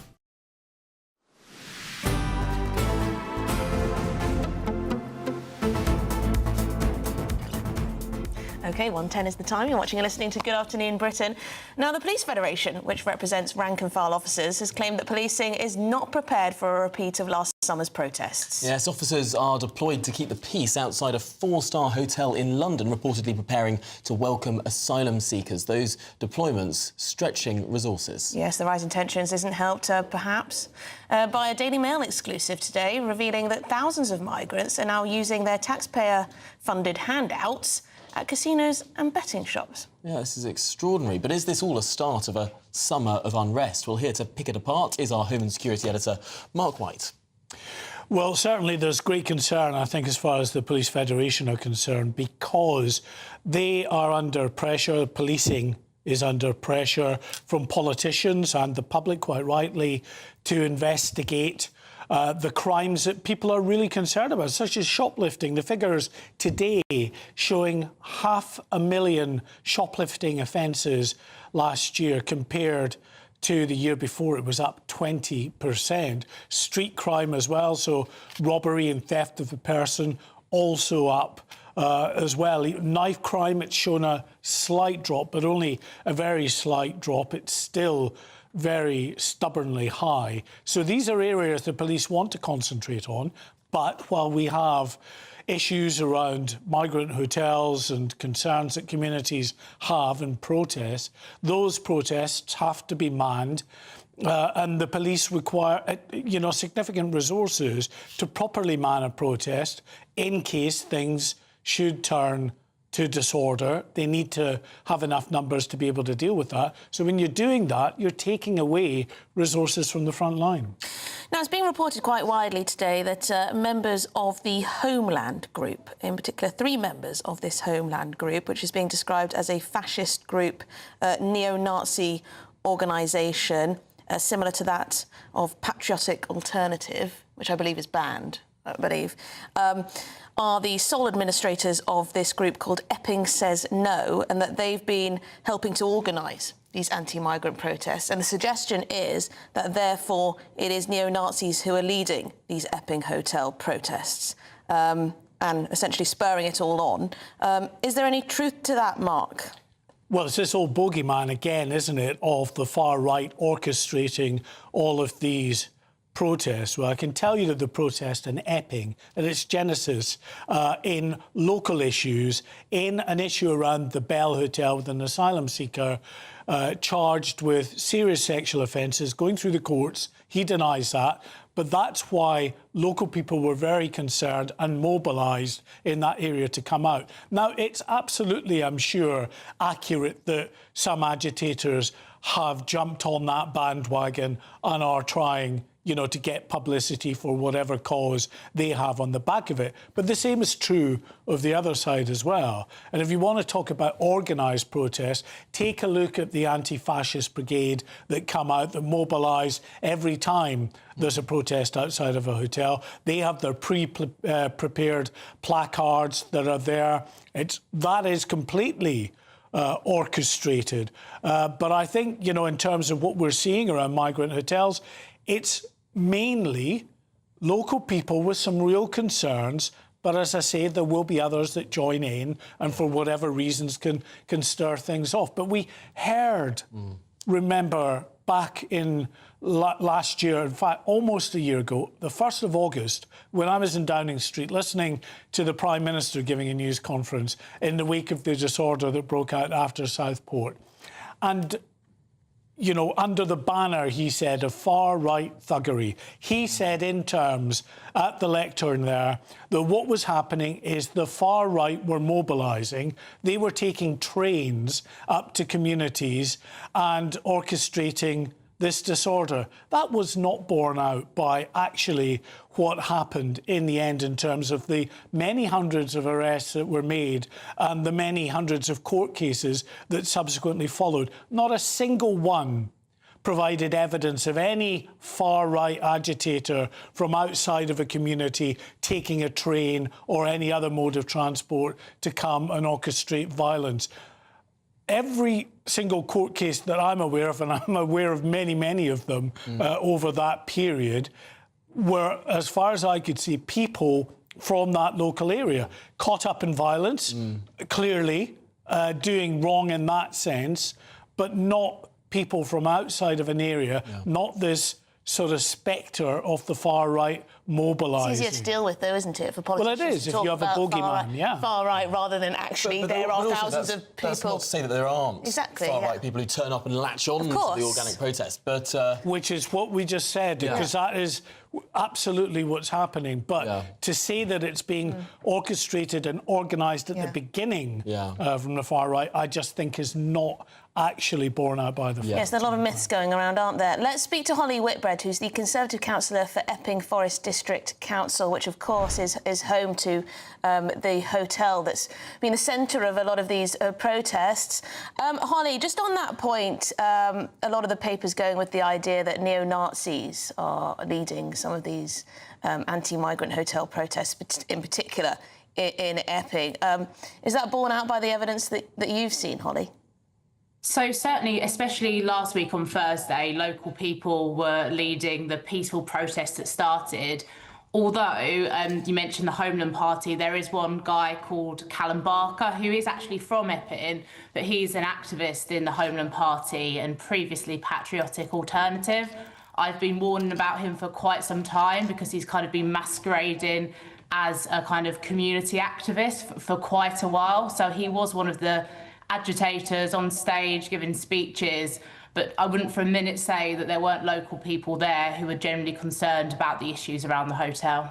And this is where it gets difficult, right? Because there are people who turn up and then try and spread white supremacist propaganda and all the rest of it, and they get all the media attention. Meanwhile, I am absolutely sure they are massively outnumbered by your constituents, the people that have no interest in formal, organised politics of any particular direction, who just don't want to see a massive grade asylum hotel in their community. I mean, frankly, isn't it just that simple? I think that's absolutely right. You know, most people who were there and most people I talked to on the high street want the hotel to close, and they've wanted the hotel to close since it reopened, and that's certainly the case with the council. The actual of some of these protests, there's certainly probably a level of fear within our community. I mean, we're a very quiet town, and the other day we had riot police walking down our streets at kind of 10 o'clock at night, so it's just not what we expect to see. So there are certainly people in these protests who are local people protesting peacefully, and actually they don't want their protests to be hijacked by professional protesters. Yeah, I mean, yesterday we covered the Chief Constable of Essex Police in his press conference that he had, where he was asked lots of questions about how these protests have been policed. And it didn't sound as though the police were going to change their tactics, because, of course, there was some accusation that perhaps they were escorting anti-racist protesters in, not keeping the two groups apart, and then escorting them back and essentially facilitating what became a bit of a standoff. I mean, what are your thoughts on that, Holly? I think the police are in an extremely difficult position. Ultimately, whether I disagree with the other side or not, everyone has a right for peaceful protest. So they have to manage that protest, both for the safety of local people who aren't involved in the protest, but also for those who are protesting. So they are in an extremely difficult position, and they are putting a dispersal order in place for this evening. We've got a council meeting and there's a protest kind of surrounding that this evening. So that's a slight change in tactics. The dispersal order starting at 2 o'clock rather than kind of at 10:30 after everything's happened. So it'll be interesting to see how those tactics work tonight, and hopefully it will be a peaceful protest this evening. Well, really, really interesting stuff, Holly. I hope you stay safe for that council meeting. But Holly Whitbread, thanks indeed for joining us here, Councillor for Epping Forest District Council. So strengthening the rules on that front with dispersal orders, that's an interesting development. We should say that the Labour Council leader, Simon Hogg, has said this. It's all about opening up... Oh, no, I'm so sorry. This is just for people watching on television. This is about line bikes. That's about line bikes. That's about line bikes. That's interesting. Interesting but irrelevant. We'll do that later. Although it is an interesting story, we'll be coming to it, because this is half-price line bikes being offered by Wandsworth Council in south-west London for asylum seekers. I think that's a story for next hour, so something to stay tuned for. There's a little tease for you. Let's move on to our next story now. In the last hour, it has been announced that Jeremy Corbyn and Zara Sultana have confirmed plans for a new political party. But what is this party to be called? Well, GBNews political correspondent Catherine Forster joins us now with the latest. Have they messed up again? It has been rather confusing, shall we say, because it's only about 3 or 4 weeks since Zara Sultana, one of the two people who has announced this new party, announced she was forming a new party with Jeremy Corbyn on X. Jeremy Corbyn said nothing, and then it emerged he was rather cross because that wasn't how it's supposed to be done. Now we've had this joint announcement this lunchtime inviting people to sign up at www.yourparty.uk. So lots of people have been reporting that this party is called Your Party. Zara Sultana has then responded, it's not called Your Party.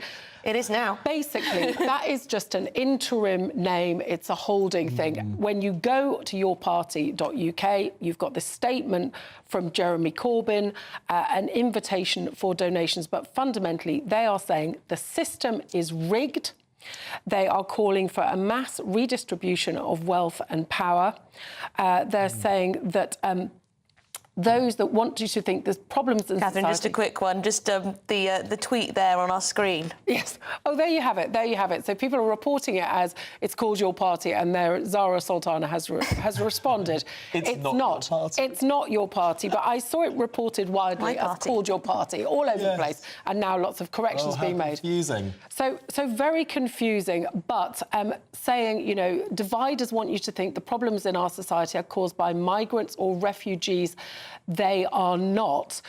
Clearly, a big point of difference with Reform, who are very hardline on the problems that immigration are causing, but some crossover too, because these guys are going to be very radical on the left, just as Reform is being very radical on the right, and they could potentially do a lot of damage to Labour. There was polling done very recently which suggested that they could get 10% of the vote, both from Labour and from the Greens. So Keir Starmer's problems, I think, with this could be just beginning. Yeah, that's why this matters, isn't it? Although, of course, we have had new parties in the past. There was, of course, Change UK. They tried to change their name to the Independent Group, and then it became Change UK, the Independent Group, and then the Independent Group for Change. You've got to launch with a name. It was just as much chaos, and that party We needed a name before we launched our show, didn't we? We certainly did. Anyway, in other news, a cross-party group of MPs have come together to urge the government government to do more to help pensioners living in poverty? Well, they want more action to confront the fact that Britain has an ageing population, a dilemma that's set to intensify over the coming decades. OK, well, joining us now is former Economics Secretary to the Treasury, Angela Knight. Angela, just how bad is pensioner poverty at the moment? Well, it all depends, really. I know that's a bit of an odd answer to your question, but we've got something like just under 13 million pensioners at the moment. It'll grow, but that's where we stand now.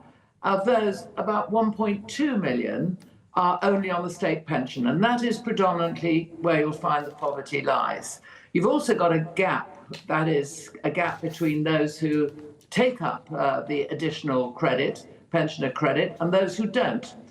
If they all took it up, then that number would be less, of course, of the, less those on the state pension only, less than 1.2 million. And so we'd have fewer who are in poverty. But it's about 16%, if I put it in percentages. And this is the difficult thing. Because whilst there is a significant cohort of pensioners in poverty, 16%, far, far too many, of course, no pensioner should live in poverty, there's also a lot of pensioners who are really quite well off. And you have this strange sort of U-shaped curve of pensioners on both ends of the spectrum, but a lot of universal benefits that are provided towards pensioners.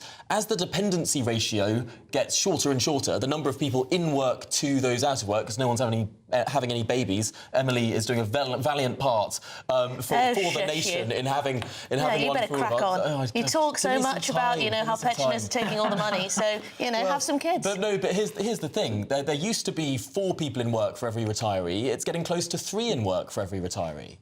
Well, that's right, and the ageing population is going to make it worse. But to come back to your fundamental point, is there quite a spread between those who are very comfortably off and those who are in difficulties? And the answer is yes.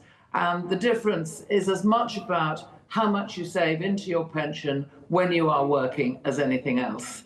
And as we have got, as you rightly say, a lower birth rate, and therefore and people are living longer, so we're going to have fewer in work to support those who are of pensionable age or out of work in other ways. We actually have got to scratch our heads and think what to do. And the obvious one is try and save more when you're in work, make that, I was going to almost say compulsory, but certainly with a greater degree of compulsion than we have at the moment, and perhaps a greater percentage. And the second thing is, and how much longer should we be expected to work? And increasing the age of the state retirement is happening in many other countries, not just us. Angela, thank you so much. We're going to have to leave it there, unfortunately, because as ever, we're out of time. But Angela Knight there, former Economic Secretary to the Treasury. I think you should do an Elon Musk or a Boris Johnson and just, sow your seed, Tom. Oh, yes, 17 kids. 17 kids. That's the way to go. Well, this is Good Afternoon Britain. Lots more to come. Indeed, should Britain face lawsuits over its historic role in climate change? The UN seems to think so. What do you think? That next.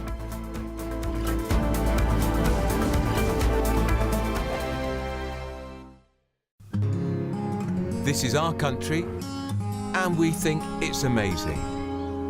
From high tea to the high street, we love it all. Even the rain, we like that too. There's nowhere else we'd rather be. That's why we're here to be the fearless champion of Britain, its voices and its values. Because we are GB News, the People's Channel, Britain's news channel.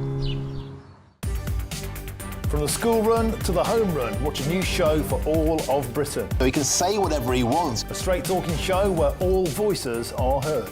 And when are we going to stop talking about smashing the gangs and actually do it? With the stories that matter from every part of our country. There's a bit of a crash landing there for your Chancellor. Bold, fearless and standing up for you. That's me, Martin Daubney, 3 p.m. till 6 p.m, weekdays, here only on GB News. The People's Channel, Britain's news channel.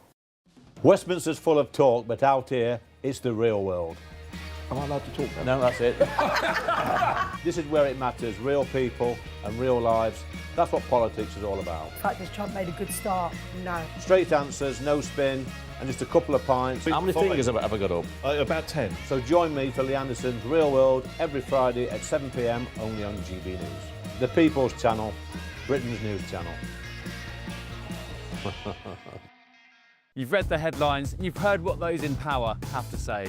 How about now we actually get to the truth? They would pay attention. We go beyond the political theatre and tell you what's really going on behind the scenes. For a massive council tax hike, one of the biggest in the UK. Others follow their lines, but we go off script. You sound like a broken record. You say that week after week. Cutting through the narratives and giving you unique perspectives. That's Ben Leo tonight, Saturdays and Sundays from 9 p.m. on GB News, Britain's news channel. Britain was once the envy of the world. But look around. A nation that no longer knows what it is or where it's going. A country that's broken. How do we fix Britain? How do we bring it back? Friday night with Matt Goodwin at 8 p.m. only on GB News. Join me, Nana Akwe, for an informative, interactive news programme with a difference. It's fun. No, he didn't say that, Dave. I'm so surprised. I think there's an element of truth to that. Join me from 3 p.m. every weekend, only on GB News, Britain's news channel. In the GB Newsroom, we bring you the news as it happens. With our team of dedicated journalists across the UK, we're ready to keep you up to date with what's happening every half an hour, every single day. Bulletins here on GB News, the People's Channel, Britain's news channel.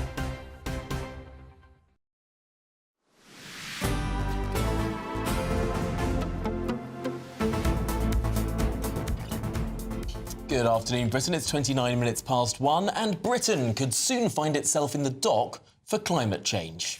Oh dear. Well, in a landmark legal opinion, the UN's top court has ruled that countries failing to meet their climate commitments could face lawsuits from nations bearing the brunt of the crisis, apparently. Yes, the UN's International Court of Justice also said countries could be sued for past emissions, putting the UK, where the Industrial Revolution began, of course, it's all our fault, well, we could be at risk. No thanks, for kicking things off, no. Should Britain be held accountable for its carbon past? Well, joining us now is the leader of the Climate Party, Ed Gemmell, and the head of policy at the Global Warming Policy Foundation, Harry Wilkinson. OK, Ed, let's start with you. I mean, why should Britain be able to be sued? Well, I think just to correct one thing, and obviously I haven't read the whole 133 pages since you asked me to come on this interview, but all the reports on it are not saying that it's immediately retrospective. So I think the first thing is this is an opinion. It doesn't show it's immediately retrospective, but it definitely puts us on warning that any carbon emissions that are coming in the future, anything that we're going to be advocating for, licenses that we're going to grant and that sort of thing would be covered by this opinion. And then if courts upheld it as being a legal problem, they could then create damages which we would need to pay. The retrospective part of it is currently not clear. So I think the first thing is it's absolutely right if people are polluting or if countries are polluting that they're held accountable. I mean, we already have this in terms of nuclear. You can't go and put nuclear into the Antarctic under the Antarctic Treaty. You can't pollute both in the UK or elsewhere your nuclear waste, and it's regulated. We have very much the same in the UK in terms of water. We're not allowed to pollute the water. And if we do pollute the water and you polluted it before, you get fined. Whether you're Thames or whoever it is, you get fined for polluting the water. And why should it be any different in relation to carbon emissions, particularly from this day going forward? Of course, we should be held accountable. OK, I think there are some differences there, but I'm going to throw it to Harry Wilkinson from the Global Warming Policy Foundation.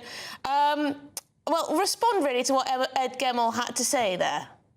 Well, I think this is a dangerous ruling. Let's remember the International Court of Justice had its origins in the aftermath of the devastating First World War. It was intended to settle disputes between nations to try and prevent conflict in the future. And what it's doing with this ruling is expanding its remit to climate policy. It's attempting to become a policy-making organisation by saying nations have to decarbonise or they may have to pay other nations the damages. Let's remember the kind of technologies that are used, even now and even looking forward, have many benefits for people. They keep the lights on, they keep our cars moving, they keep the world working as it does. And so if we say, these emissions have those negative consequences, well, we have to look at the positive consequences as well. So I think this is very misguided, but it may put countries on notice. You look at the treaties that we've signed up to, we are a treaty to the Paris Climate Change Agreement. And therefore, maybe we should consider leaving like America has done if these treaties will place us at risk of being sued by other countries. Is it not a massive stretch, Ed, to say that potentially a flood in Bangladesh is because of Britain's carbon emissions?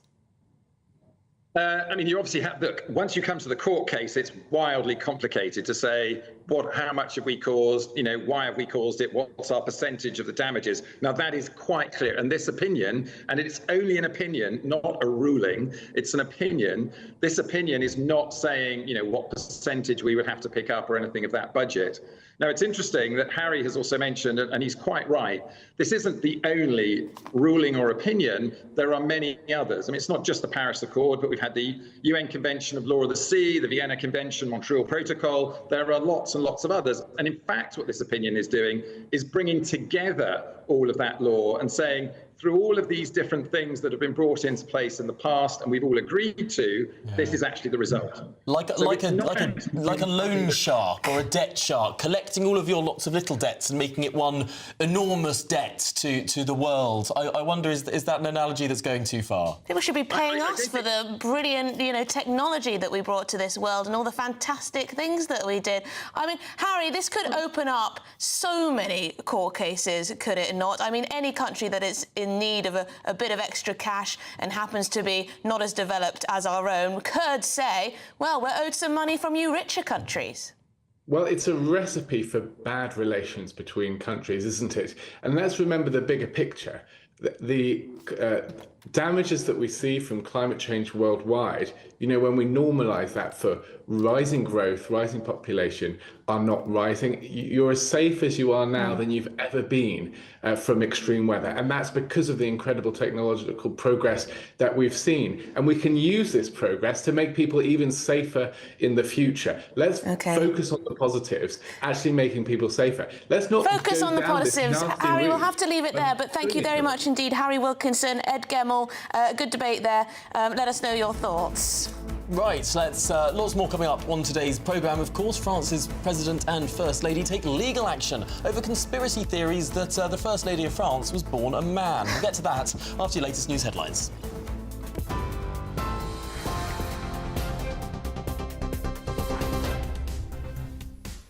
Good afternoon. The headlines at 1:35. Sir Keir Starmer and India's Narendra Modi have signed off on a trade deal worth £6 billion in investment for the British economy, with the Prime Minister labelling it a landmark moment. He added that the agreement was the biggest and most economically significant trade deal Britain has made since Brexit. Disorder in Essex was a, quote, signal flare of rising unrest and exposes cracks in police forces across the country. That's according to the head of a police body. There's been a series of demonstrations outside the Bell Hotel in Epping since an asylum seeker was charged with sexual assault. He denies those allegations. Jeremy Corbyn and Zara Sultana have shared details of their newly formed political party. They say that real change is coming. The number of shoplifting offences recorded by police in England and Wales has climbed to a record high. Some 530,643 offences were logged in the last year, up 20% from 2023 to 2024, and the highest total since current police recording practices began in 2002. And Health Secretary Wes Streeting has reportedly told hospital leaders, "We have your backs," ahead of a 5-day strike by resident doctors. Those are the headlines for now. More news at 2 o'clock. For the very latest GB News direct to your smartphone, sign up to News Alerts by scanning the QR code or go to gbnews.com/alerts.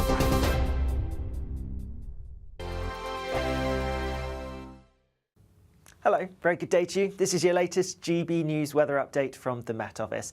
Now, as we go through the rest of today, for many, the weather's looking largely fine. However, there will be some rain around, particularly towards the southeast. There's a weak front gradually making its way southwards as we go through into this afternoon, and that's going to bring some relatively heavy rain across some parts, particularly East Anglia, maybe across London and into Kent as we go through the next few hours. Further north, there will be a bit more cloud at times and some outbreaks of rain possible and a few showers here and there as well. But otherwise, for most, it's a largely fine picture, and there should be some bright sunny spells breaking out. Where you get the sunshine, it's going to feel pretty warm. Temperatures peaking in the low to mid-20s for most of us, but feeling fresher under that cloud and rain towards the east and southeast. Now, as we go into this evening, that rain is going to continue across some parts of the far southeast, but eventually it will clear away. And then otherwise, apart from a few showers dotted here and there, it's largely fine to end the day, albeit quite cloudy for many. And across Northern Ireland, western parts of Scotland, we're going to see thicker cloud pushing its way in as we go through the end of the day and overnight. That's because there's another front waiting out in the west. This doesn't look particularly intense, so it's not going to bring a huge amount of rain, but nonetheless, like I say, it is going to turn quite cloudy, and we're going to see some damp weather feeding into parts of Scotland and also across Northern Ireland. Elsewhere, a lot of dry weather to be had once that rain clears away from the southeast, and some clear skies. With that, there is the potential for a few pockets of mist and fog to develop in some places, but temperatures not dropping a huge amount, generally staying in the low to mid-teens for most of us. Then through tomorrow, a bit of a damp grey picture across parts of western Scotland, maybe the far north as well. Orkney and Shetland seeing a few spots of rain. A little bit of rain pushing into parts of Cumbria and perhaps the far northwest of Wales as well. But elsewhere, a lot of dry weather to be had, drier than today across parts of the east, southeast, and temperatures peaking in the mid to high 20s.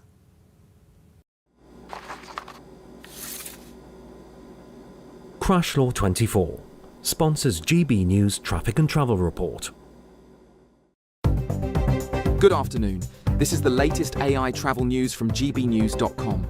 The A726 at Mearnskirk interchange is closed eastbound for daytime roadworks. Drivers should follow signed diversion routes and expect delays. Meanwhile, the M4 is fully closed for construction from junction 37 at Pyle to junction 39 at Groves, with diversions in place. In Surrey, a broken-down vehicle at the M25 anti-clockwise entry slip at Clackett Lane Services has shut all lanes. Normal conditions are expected shortly. And on the trains, Hull Trains have reduced services due to industrial action, while LNER faces issues between York and Doncaster. For more travel news, go to gbnews.com. Crash Law 24 sponsors GB News Traffic and Travel Report.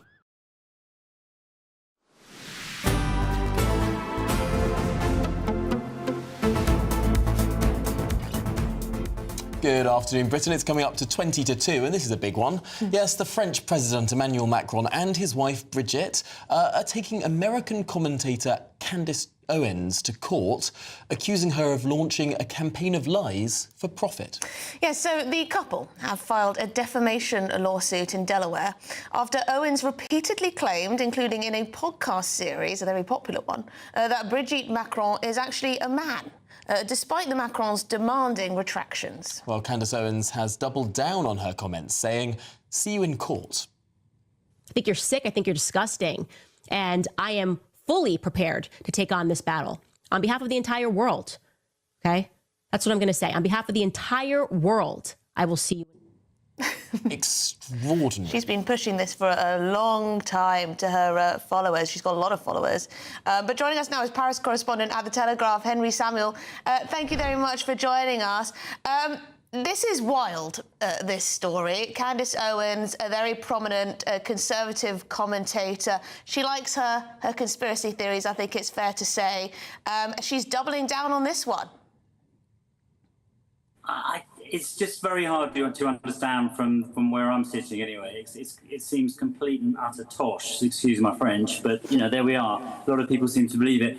And I kind of feel sorry. I feel sorry for the Macrons because they haven't had it easy. Obviously, Brigitte Macron is, as you probably know, a lot older than Emmanuel Macron. She's 72. He is, I believe, not sure how old he is now, something like 46. And so, you know, obviously they've had a lot of flack on that front. He's 47. So this is just, you know, yet another 47. Excuse me. So I mean, if you look at the actual, you know, what they're accusing Brigitte of being, well, she was born a man apparently, according to Candace Owens. She transitioned to identify as a woman. No proof of this that anyone can really see, but she says is definitely true. Also, that, you know, Brigitte Macron statutorily raped Emmanuel Macron because it's true that, you know, he was 15 when they met, and she was 39 and a mother of 3. So, you know, there's a bit more controversy around that. But it was the age of consent in France, and they said that they didn't break the law. So that's another point. Then she claims that they were in fact related, engaged in incest, and some other strange stuff about the fact that Emmanuel Macron was actually placed there by the CIA as part of some sort of mind control program. Oh, it's a laundry list of conspiracy, really. But you do see a lot of rumours 39 and 15. about a lot of politicians. There is some. There is obviously a sort of public interest thing on the basis of a 15-year-old going off with his old economics teacher. I mean, that's sort of salacious and interesting. But then to get to the point where you get the wackier stuff. I mean, the idea on the basis of there isn't any evidence to the contrary, I think, is basically why Candace Owens has gone down this path. I have to say, why have the Macrons given this the oxygen of publicity in terms of launching this lawsuit? I agree. I don't really know. I mean, I think what their lawyers are saying is that they tried every possible legal avenue to reason with Candace Owens and say, look, can you stop peddling lies here? You know, you're actually doing us harm. As you said, she brought out this 8-part series called Becoming Brigitte, in which she claimed, you know, made all these claims. And it's got huge traction. You know, it got 2.3 million views on YouTube, and then it was picked up by Joe Rogan, who thought it was true. You know, it's made a lot of noise. And I think this is a kind of, you know, Macron's deciding to bring some sort of French Age of Enlightenment to the US and say you can't just talk utter crap and get away with it. Maybe that's how they're putting it. You have to know as well that, you know, this rumor did start in France. Yes. 2 women in France started it, and they took them to court here as well. And interestingly, they won a first round, and these 2 women were ordered to pay some money. But then it was overturned because the court said that they'd made these statements in good faith. And now it's gone to the highest appeals court in France. So the fear, presumably for the Macrons, is, you know, France's laws are, I mean, more protective in that sense than in the US. And in the US, you know, you've got the First Amendment. Yeah. And it's going to be a tough one because, you know, and that's why it's so rare, I think, you know, the world leaders go for people like this. I suppose they'll have to prove that this was all for money. And, of course, Candace Owens has no doubt made a lot of money out of this rumour. I suppose they'll have to prove that that was the intent rather than truth-seeking journalism or whatever it is that's trying to be claimed. Yeah, I think that they have to prove that she was intending actual malice and that she, you know, that she didn't do this in good faith. I don't, you know, that's going to be tough. That's very hard, yes, because she talks about all sorts of things. She pushes all types of different narratives and all sorts of different issues. So that will be very hard to prove. Unfortunately, we have to end it there. Henry Samuel, thank you very much indeed. Really appreciate your time on this one. Very curious one. As ever, get your thoughts in. What do you reckon?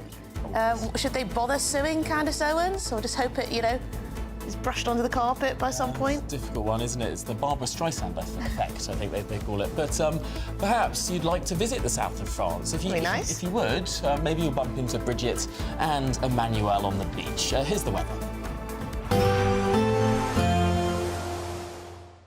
I hope we haven't forgotten anything. Travel insurance, I tick that box. Yeah, but remember what you forgot last year. All Clear Travel Insurance sponsors GB News Travel Destinations Forecast. If you're off on your holidays this week, let's take a look at the weather across Europe. So, particularly hot for Italy and Greece, but further west, particularly windy for the Canary Islands and down the western coast of Portugal and in particularly the southwestern part of the Mediterranean. Thunderstorms for southeastern Spain, across France and northern Italy, but it's southern Italy and Greece that will be looking particularly hot, warmer than usual, and that heat is likely to last into the weekend. All Clear Travel Insurance sponsors GB News Travel Destinations Forecast. This is Britain's Newsroom, where your voice matters. It's just astonishing. With expert analysis and honest opinion, we don't just keep you informed. We bring you unique perspectives you won't see anywhere else. Can't argue with any of that. When the news happens, it happens here. On Britain's Newsroom, weekdays from 9:30 a.m. Only on GB News. GB News Breakfast. Every day from 6 a.m. You have a very nice accent, and I always thought but obviously I'm totally wrong. I've learned something already straight away. I mean, we've interviewed together on countless occasions. I thought you would have picked up on my English accent. Oh no, you're just changing it now. You're changing it a bit here. Yeah, I'm just putting it on for you, mate. Well, I'll tell you this, Chesney. I think it's amazing that we're talking about a tour next March for a man like you, and that shows you the extent to which you have to be organised to do these things. I thought like you're advertising this for this month or next month. Why the need to go so early? Oh no, it's just to give people plenty of advance notice. You know, these days life comes up very fast, doesn't it? So I'm always touring, Eamon. I've actually got some headline shows coming up next week. I'm in Cardiff and Southampton, but we've just announced this headline tour for next year. So I thought I'd get it out there and let people know in advance. You know. And Chesney, just looking at your Instagram now, I mean, you've got a sense of humour, haven't you? Because you've been putting videos out there saying people think I'm a one-hit wonder, but let me tell you, there'll be a lot more songs than just the one that you're most famous for. Yes. Contrary to popular belief, there are other songs. So looking forward, I've got a new album out right now, Ellie, and it's all been very, very well received. I'm so honoured and grateful for that. And so, yeah, I'll be performing some of this new album out on the road soon. You guys should come. GB News, the People's Channel. At GB News, we love to hear from you, our loyal community. So drop us a line at gbnews.com/yoursay. There you can talk to each other and also to the presenters live on air. gbnews.com/yoursay, because GB News is your channel, Britain's news channel. Join me, Nana Akwe, for an informative, interactive news programme with a difference. It's fun. No, he didn't say that, Dave. I'm so surprised. I think there's an element of truth to that. Join me from 3 p.m. every weekend, only on GB News, Britain's news channel.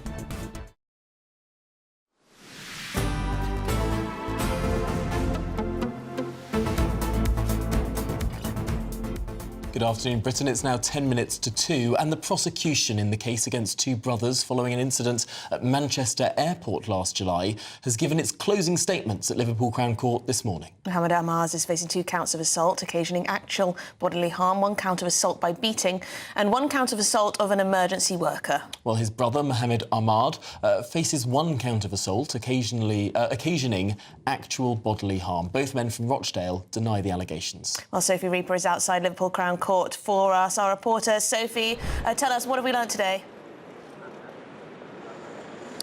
Well, this morning, Justice Flewitt told the jury here at Liverpool Crown Court that they'd now heard all of the evidence in this case and that there would be no more. He then walks them through his legal directions, explaining to them how they'll go about making their deliberations and how eventually they should be coming to their verdicts. Then Mr Greene, King's Counsel of the prosecution, began that closing statement.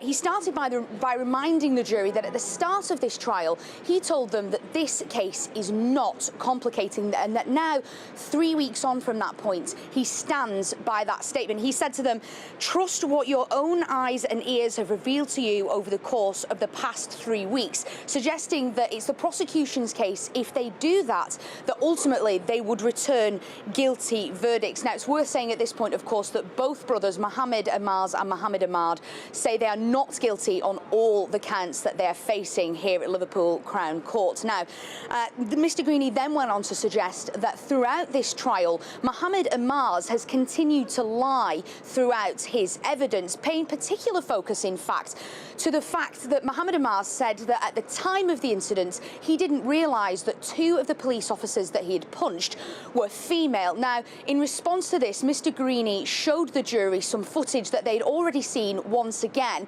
showing those 2 female police officers. And in response to this, Mr Greenie said that Mr Ahmaz saying he didn't know they were female is, in fact, quote, a bare-faced lie. Now, continuing with that closing statement, he went through each of the counts faced by the 2 brothers. And eventually, during that conclusion, he said to the jury, I invite you to return guilty verdicts on all counts.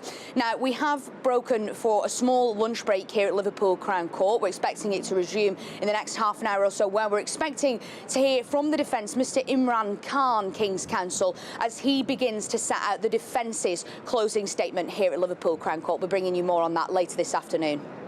Thank you so much, Sophie Reaper, for that update from Liverpool Crown Court, our reporter there. So, this is Good Afternoon Britain on GB News. It certainly is, and I think a lot of people will be waiting for that case to wrap up before we're allowed to say so much more about it. Yeah, it's worth noting Obviously, that. Have to be very careful at the moment. The reporting restrictions while the trial is ongoing are there for a reason. They're there so that the trial is fair. But as soon as there is a verdict in that trial, there will be a lot to be said, and I'm sure that people like Sophie will be able to, divulge a lot more over that issue as well. Well, quite, absolutely. But yes, in other news, Marks & Spencer's advert has been banned for an interesting reason. Very interested to find out what you make of this one, so do stick with us. We're going to go to the weather very shortly. But yes, an advert banned by Marks & Spencer. What could it be for? What could it be for? It's banned for everything. Is it wokery gone mad? We'll find out. We get adverts banned because they have too many cakes on them. But yes, cakes. I'm reliably informed that this wasn't one of that. It's not cakes. After the weather. Oh.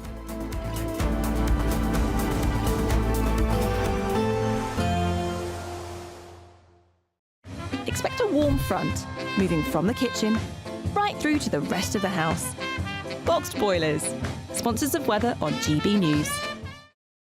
Hello again, I'm here with the GB News weather from the Met Office. Now, as we go through the end of the week and into the weekend, for many it's going to be often quite dry, but there will be some wet weather around both towards the southeast and the northwest. There's a front bringing some relatively heavy rain across the southeast through the rest of today, and there's a front waiting out towards the northwest that's going to bring some damp weather later to parts of Scotland and Northern Ireland. But for the time being, through much of the rest of today, it's largely dry for most, especially once that rain in the southeast clears away. And then we do see that front edging its way in across parts of Scotland and Northern Ireland overnight, so a lot of cloud here, some outbreaks of rain. Elsewhere across much of England and Wales, it's a dry night with some clear skies, a few mist and fog patches, but temperatures not dropping particularly low, most places holding up in the mid-teens Celsius. Then as we go into tomorrow morning, a bit of a grey start across many parts of Scotland, particularly towards the north and west. That's because that front will have pushed its way in, so a fair bit of damp weather across western parts in particular, the rain not looking especially heavy. Across parts of Northern Ireland, a grey start here as well, some outbreaks of rain, but across much of England and Wales, a fine bright start. Any mist and fog that does develop overnight will quickly burn away, and so most places will have a decent amount of sunshine. And that's how it's likely to stay for many places. Central, southeastern parts of England may see a few showers developing as we go into the afternoon, but there will also be some bright sunny spells for most of us. Further north and west, that front edging a little bit further in across parts of northern England and North Wales, so bringing a few outbreaks of rain and perhaps a bit more cloud too. Temperatures for many will be a little bit higher tomorrow compared to today. We're looking at highs in the mid, possibly high 20s Celsius, 27, maybe 28 Celsius. A few spots of rain possible as we go into the evening, a few more showers perhaps towards the northwest, and that's kind of the theme that we take into the weekend really. Some showery bursts of rain, most likely towards the northwest, perhaps the southeast at times as well. A positive outlook through the night will power through to a bright day ahead. Boxed Home Battery Storage, sponsors of weather on GB News. Imagine having an extra £1,000 to spend each week for an entire year. £54,321 in tax-free cash could be yours. Cash to spend however you like. £54,321 in cash could be landing in your bank account this year. For another chance to win £54,321 cash, text cash to 63225. One entry costs £2.50 plus one standard network rate message. Or text bonus to 63225. 5 entries cost £5 plus one standard network rate message. Go to gbnews.com/win. Entries start at £2.50. Call 0903 686 3232. Calls cost £2.50 plus your network access charge. Or post your name and number to GB14 PO Box 8690 Derby DE1 9TT. UK only. Entrance must be 18 or over. Lines close at 4 p.m. on the 1st of August. Please check the closing time if listening or watching on demand. In the GB newsroom, we bring you the news as it happens. With our team of dedicated journalists across the UK, we're ready to keep you up to date with what's happening every half an hour, every single day. Bulletins here on GB News, the People's Channel, Britain's news channel. Welcome back to Britain's Newsroom with Andrew and Beth. Hello everyone, Patrick Christie's here. I'm Michelle Duke, Britain's News Channel. Access the stories that matter to you. Take the GB News family with you on any device. And as long as you have an internet connection, tune in to GB News anywhere on the planet or beyond. GB News, the People's Channel, Britain's news channel. This is Britain's Newsroom, where your voice matters. It's just astonishing. With expert analysis and honest opinion, we don't just keep you informed. We bring you unique perspectives you won't see anywhere else. Can't argue with any of that. When the news happens, it happens here. On Britain's Newsroom, weekdays from 9:30am. Only on GB News. Mornings don't have to be tiresome, especially if you have the right company. Wake up to news as it happens, opinion and debate, and of course, a little bit of entertainment too. Because when the kettle's on, we're on. That's Breakfast on GB News, a show worth waking up for. Every morning from 6am. Only on the People's Channel, Britain's news channel. We'll spread the news, you spread the word. At GB News, we love to hear from you, our loyal community. So drop us a line at gbnews.com/yoursay. There you can talk to each other and also to the presenters live on air. gbnews.com/yoursay, because GB News is your channel, Britain's news channel.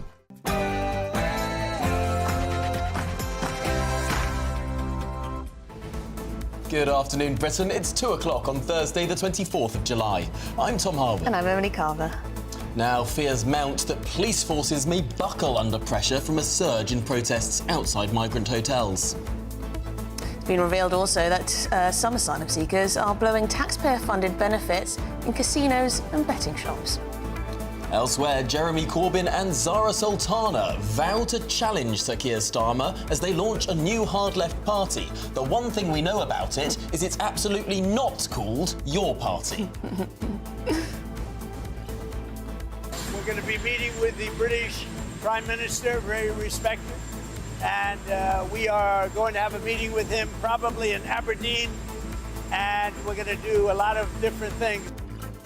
A lot of different things, good stuff, yes, but demonstrations from Ayrshire to Aberdeenshire because Donald Trump is set to arrive for his 5-day stay at Scottish golf resorts. Yes, President Trump is coming from the land of the free to the home of the Braveheart as he prepares for his 4-day trip to Scotland. He will be flying into Ayrshire and Prestwick Airport and will visit both of his luxury golf resorts in Scotland while making some time for both Keir Starmer and John Swinney. Elsewhere, an M&S advert banned because the model is too skinny. What do you think? We'll ask whether or not that's fair. And forget your 10,000 steps. New research suggests 7,000 steps a day could deliver major health benefits. So, you know, pause your walk. You only need to do 7,000.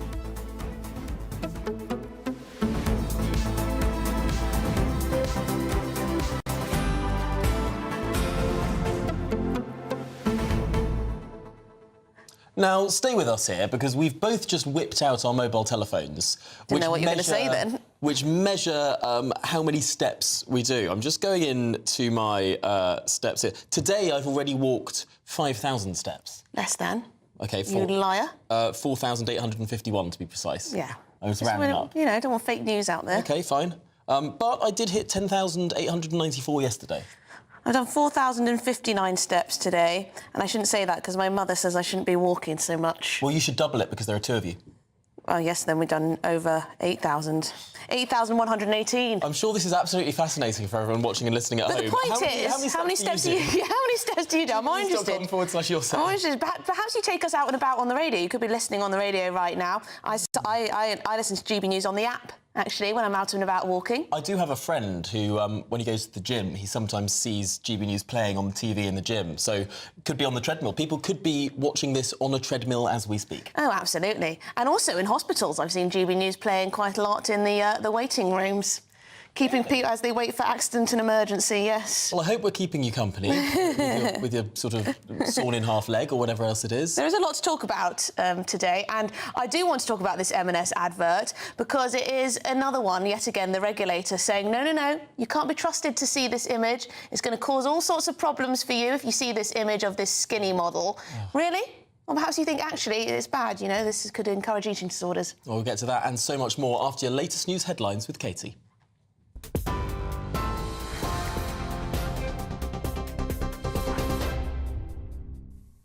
Tom, Emily, thank you. The headlines at 2:03. Sir Keir Starmer and India's Narendra Modi have signed off a trade deal worth £6 billion in investment for the British economy today, with the Prime Minister labelling it a landmark moment. Sir Keir Starmer said that the vision strategy launched alongside the trade deal sets out how the countries will work more closely on areas such as defence, migration, climate and health. The Prime Minister said the agreement was the biggest and most economically significant trade deal Britain has made since Brexit. This is a historic day, a landmark moment for both of our countries. The UK-India deal is now signed, sealed and ready to be delivered. So it's a real pleasure to welcome you. A mother and her 2 children who were found dead have been named as a police investigation into their deaths continues. Vanessa White, her son James and daughter Sarah died following a shooting in County Fermanagh. A 4th person, a man, remains in a serious condition in hospital after the incident in the Dromere Road area of Maguire's Bridge yesterday. All 4 people are members of the same household and all 4 suffered gunshot wounds, police said. Disorder in Essex was a, quote, signal flare of rising unrest and exposes cracks in police forces across the country. That's according to the head of a police body.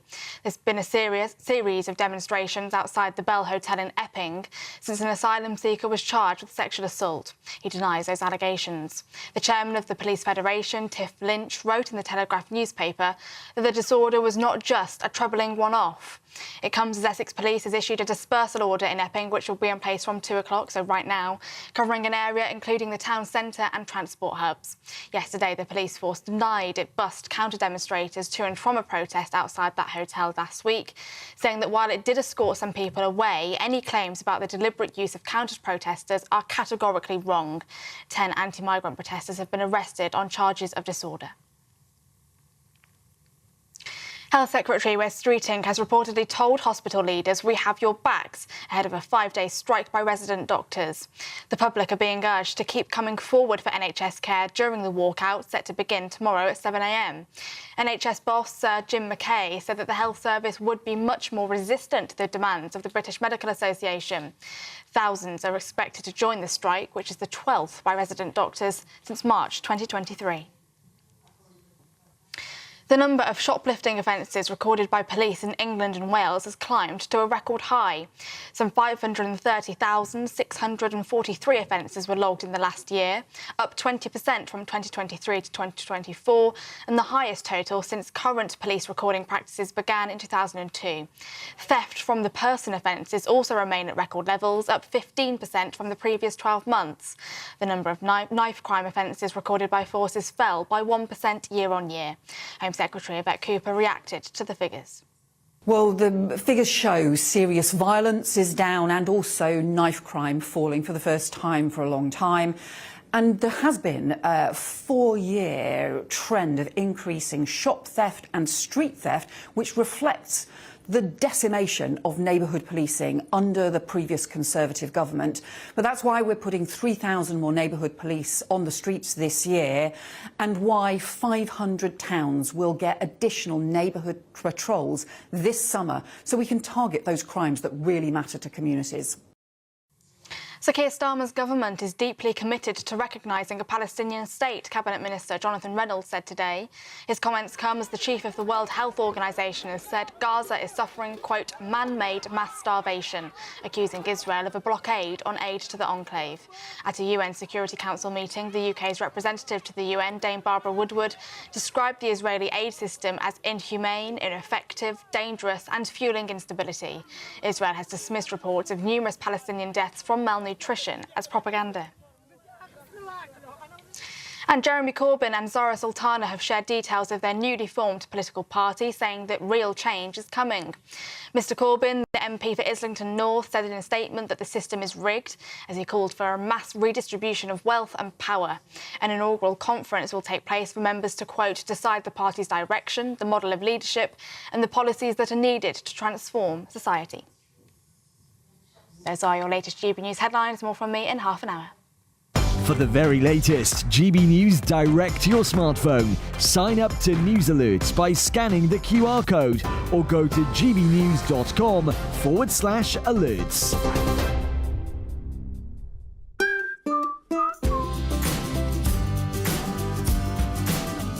My Claim Group sponsors the GB News Finance Report. Here's a quick snapshot of today's markets. The pound will buy you $1.3552 and 1.1530 euros. The price of gold is £2,481.54 per ounce, and the FTSE 100 is at 9,147 points. My Claim Group sponsors the GB News Finance Report.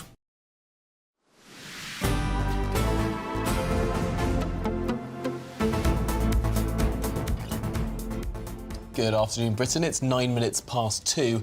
Now, the Police Federation, which represents rank-and-file officers, has claimed that policing is not prepared for a repeat of last summer's protests. Yes, as officers are deployed to keep the peace outside hotels, including a 4-star hotel in London that is reportedly preparing to welcome asylum seekers. It's always welcome, isn't it? But the rise in tensions isn't helped by a Daily Mail exclusive that reveals thousands of migrants are using taxpayer handouts at casinos and betting shops.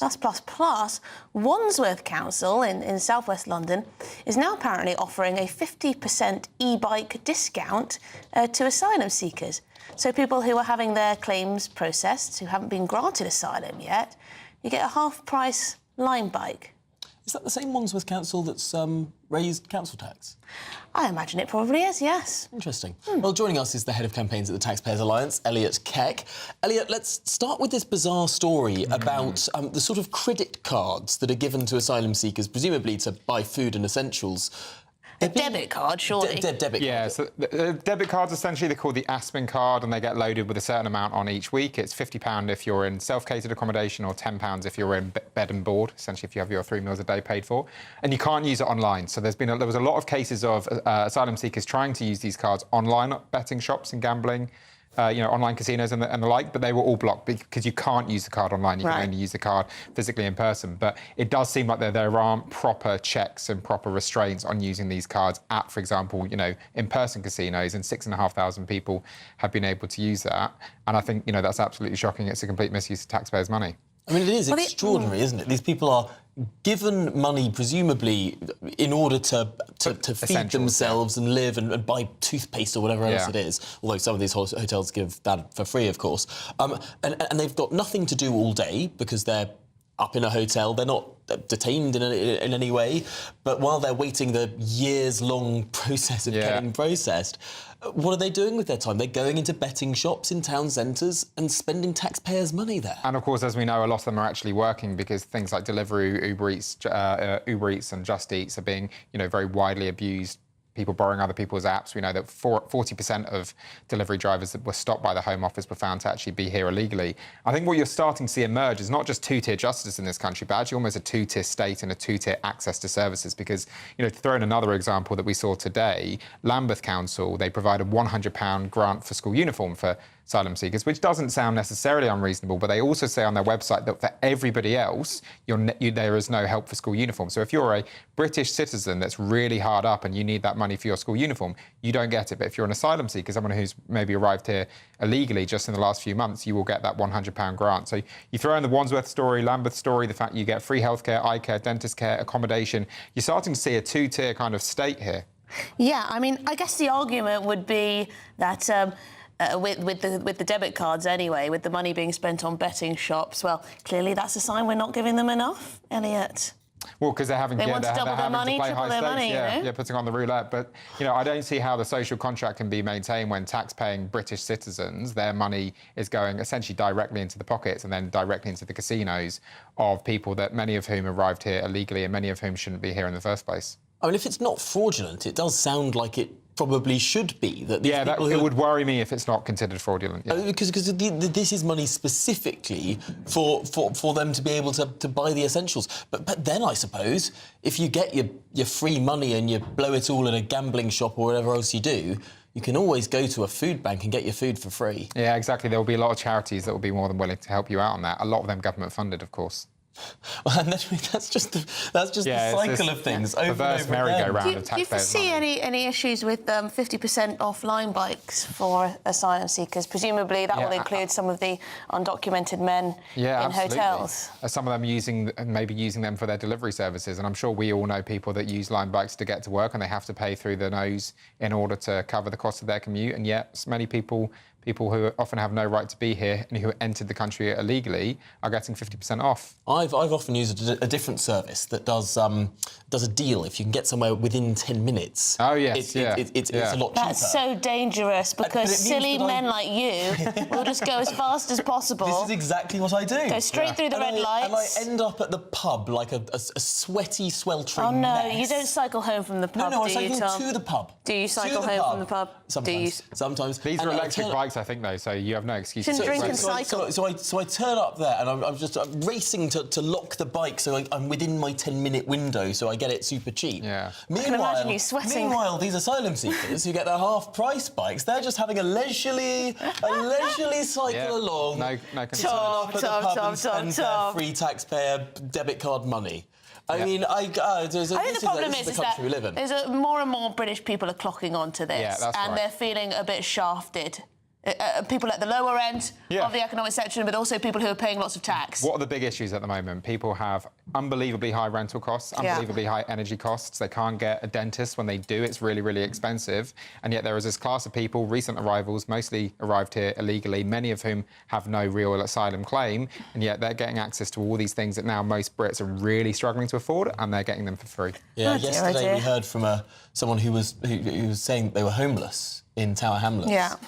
Next to that quite nice 4-star hotel that was requisitioned. Yeah. And you just see the contrast there. Someone just turns up on a beach and they get, an air-conditioned hotel room in the middle of summer. And then you have someone sleeping outside that hotel who's lived here all her life. We're supposed to not notice. We're supposed to not notice, or pretend that we've just got limitless resources for everyone, which apparently Keir Starmer thinks we do, because he thinks we've got enough houses for all the homeless and all the asylum seekers as well. But do we? Elliot Kirk, thank you very much indeed. You're from the Taxpayers Alliance, the head of campaigns there. The Labour Council leader, Simon Hogg, is this the council leader for Wandsworth? OK, they've said it's about opening up affordable, sustainable travel that helps our residents to access work and entertainment opportunities across the borough. We're proud that Lime, Forest and Voi, these are the bike companies, have agreed to join Access for All and to operate respectfully and safely. We are making sure that no one is priced out of healthy and sustainable travel. Well, that's all good then. Donald Trump, in other news, he's set to begin his 5-day visit to Scotland tomorrow. Yes, he's going to be opening a new golf course. Very nice. And he's going to meet with the Prime Minister, Sir Keir Starmer, and Scotland's First Minister, John Swinney. Titan of politics. GBNews Scotland reporter Tony Maguire joins us now from the village of Turnberry. And I've got to ask you, Tony, is the excitement building? Well, it's kind of a mixed bag, it has to be said. You know, a lot of people here, a lot of the homes here are actually holiday homes and currently lying a little bit vacant. Now, not everybody is here to welcome the President of the United States. Other homes are, the people are very much staying in. I spoke to a lovely lady earlier on who is getting out of Dodge, as it were. She would love to have stayed for the President, but she just couldn't handle the circus. And very much you can see behind me the magnitude of this police operation which is underway here. 6-foot high fences surround the entire property. The beach, which is normally open to the public, shut off. In fact, because of right to roam laws in Scotland, people can usually traverse the course as well. Well, not for the next few days, very much. All systems go here to lock down the area around Turnberry ahead of the President's visit. Now, we know a few details about the trip already. The President is due to fly in to Scotland tomorrow evening, give or take. He will spend a few nights here in Scotland in Turnberry before travelling up to Aberdeen for that all-important opening of the new course at his Trump International Resort in the Mees-Many estate. Now, along with that, we're also going to see the opening of the memorial garden to his mother, his ancestral mother, of course, of Scottish descent herself. She grew up on that village of Tong on the Isle of Lewis. And, you know, by this point, we should all know that President Trump holds Scotland in very, very high esteem. You know, 33 US presidents have been able to say that they come from Scottish lineage, but only really Donald Trump has really spent so much time and pouring so much money into the country that he loves. In fact, I think Scottish Labour senior leader Anna Sarwar probably put it best. You might not agree with all his politics, but there's no denying his love for Scotland. It's very real. And indeed, the Scottish political leaders like John Swinney, well, you know, he very much doesn't maybe agree with a whole lot of the politics of Donald Trump, but he is very much looking forward to meeting the President to be able to discuss things as he, in his own words, of, you know, it's the right thing to do to represent the people of Scotland. Well, thank you very much indeed. Tony Maguire there in Turnberry, up in Scotland, awaiting Donald Trump to arrive to examine his golf resorts and the like. But yes, this all comes amid reports over in the United States that Donald Trump has been told that his name is in the Epstein files, and he was told this back in May. Well, the White House has called the allegations fake news and said it's a conspiracy concocted by the Democrats. OK, so what's the truth here? Do we know? Joining us now is the author and former Financial Times journalist, Alan Friedman. Alan, lots of backlash over potentially Trump's naming in these Epstein files and talk of this letter being sent with a lewd image and all of this and that. What's the latest? Well, I think the latest for us Americans is that it's the Wall Street Journal that published the scoops that revealed that Trump was in the Epstein list and that the Department of Justice informed Trump in May. It's the Wall Street Journal of Rupert Murdoch that actually also revealed the obscene birthday wishes that Trump wrote to Epstein, where he drew a picture of a woman's pubic hairs. It's striking to Americans that after the battle between Elon Musk and Trump, where Elon Musk said Trump's name is in the Epstein files, now it's Rupert Murdoch, who even with Fox News, a sister network of yours in America, is actually calling for the revelation of the complete list. And there are Republicans in the U.S. House of Representatives, not just the Democrats, but real Republicans who are voting to subpoena Ghislaine Maxwell, the daughter of Robert Maxwell, who was convicted for 20 years for sex trafficking with Epstein, and who has said in the past that she also has information on Trump. Alan, have a lot of Trump surrogates really put a rod for their own back here? Because throughout the course of the last presidential election campaign, it was the Trump campaign that was going hard on the Epstein files, talking about the Clintons, talking about the Bidens, talking about the Epstein list, promising to publish it all if Donald Trump won the election. He's now won the election, and something incredibly redacted got published. I mean, not even worth calling it published, really. I mean, the amount of sort of black tape over the words in that. So they've sort of whipped this all up through the election and now have rode back from it now that they're in office. I mean, a lot of voters will just be deeply suspicious of that. Yeah, Trump's base, the MAGA base, is deeply divided, and that's the first time in history that we've ever seen his own supporters going against him and saying, why aren't you revealing the details of the Epstein files? So he campaigned on this. The Democrats are not really particularly relevant. They're kind of playing dead. They're still shattered. They have no leadership. They have radical left-wing leaders like Bernie Sanders and Ocasio. But it's Trump's relationship with his own base that's at issue here.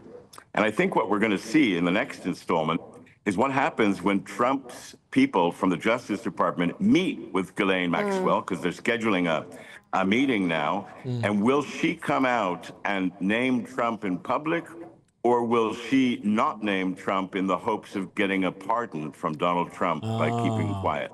An interesting dilemma. Well, Alan Friedman, thanks indeed for joining us. And for that delightful piece of speculation there at the end. A little bit of speculation, why not? Well, there is just 2 weeks remaining in our Great British Giveaway, so here's how to enter. £54,321 in tax-free cash really could be yours. But what's it like to be a big Great British Giveaway winner? I'm Paul from Sheffield. I was the winner of a very nice motorhome and £5,000 in cash off GBNews. Yeah, they just pinged up money in, 5,000, and I'm like, wow, I have actually won this competition. It has changed my life. It's given me stability and it's given me something to look forward to. Anybody can win. I never thought I was going to win, and I did. So thank you, GBNews. Lines close on the 1st of August, so make sure you don't miss out. For another chance to win, text cash to 63225. One entry costs £2.50 plus one standard network rate message. Or text bonus to 63225. 5 entries cost £5 plus one standard network rate message. Go to gbnews.com/win. Entries start at £2.50. Call 0903 686 3232. Calls cost £2.50 plus your network access charge. Or post your name and number to GB14 PO Box 8690 Derby DE1 9TT. UK only. Entrance must be 18 or over. Lines close at 4 p.m. on the 1st of August. Please check the closing time if listening or watching on demand. Good luck. Well, this is Good Afternoon Britain on GB News. Lots more coming up on today's programme. Indeed, should junior doctors face financial penalties for striking? We'll ask the freshly appointed new Shadow Health Secretary after this break. Westminster, the ultimate clique. And you're fighting like rats in a sack. But here on the Camilla Tominey Show, we ask the questions the establishment media is too scared to ask. OK, let me ask you a straight question, because I know you're a straight-talking politician. Whether it's net zero, illegal immigration or law and order, nothing is off-limits. You had the power then. Yeah, as I and say, now you've lost it. That's the Camilla Tominey Show, a politics show that's fearless. But no, let me finish my question if you don't mind, because it is my show. Sundays at 9:30, only on GB News, the People's Channel, Britain's news channel.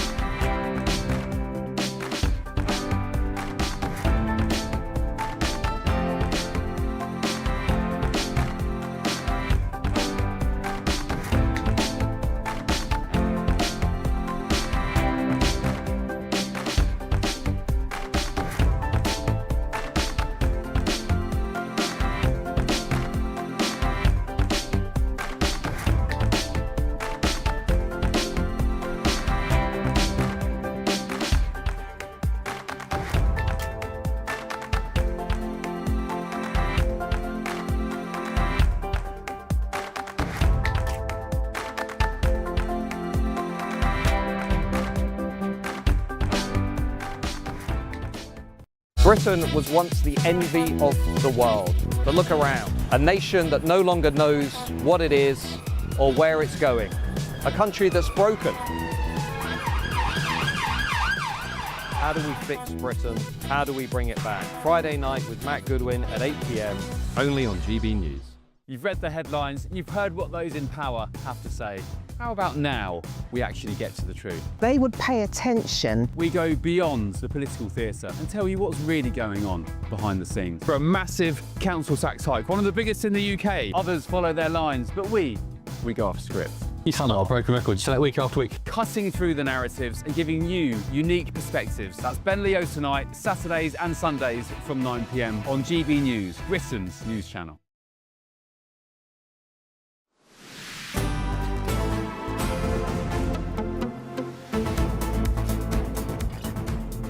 Good afternoon, Britain. It's 27 minutes past 2. Now, junior doctors are being warned they'll need to face the financial fallout for their fresh strikes. Yes, the new boss of NHS England, Sir Jim Mackey, says doctors walking out shouldn't be able to claw back lost pay by picking up extra shifts later, as thousands prepare for yet another walkout demanding a 29% pay rise.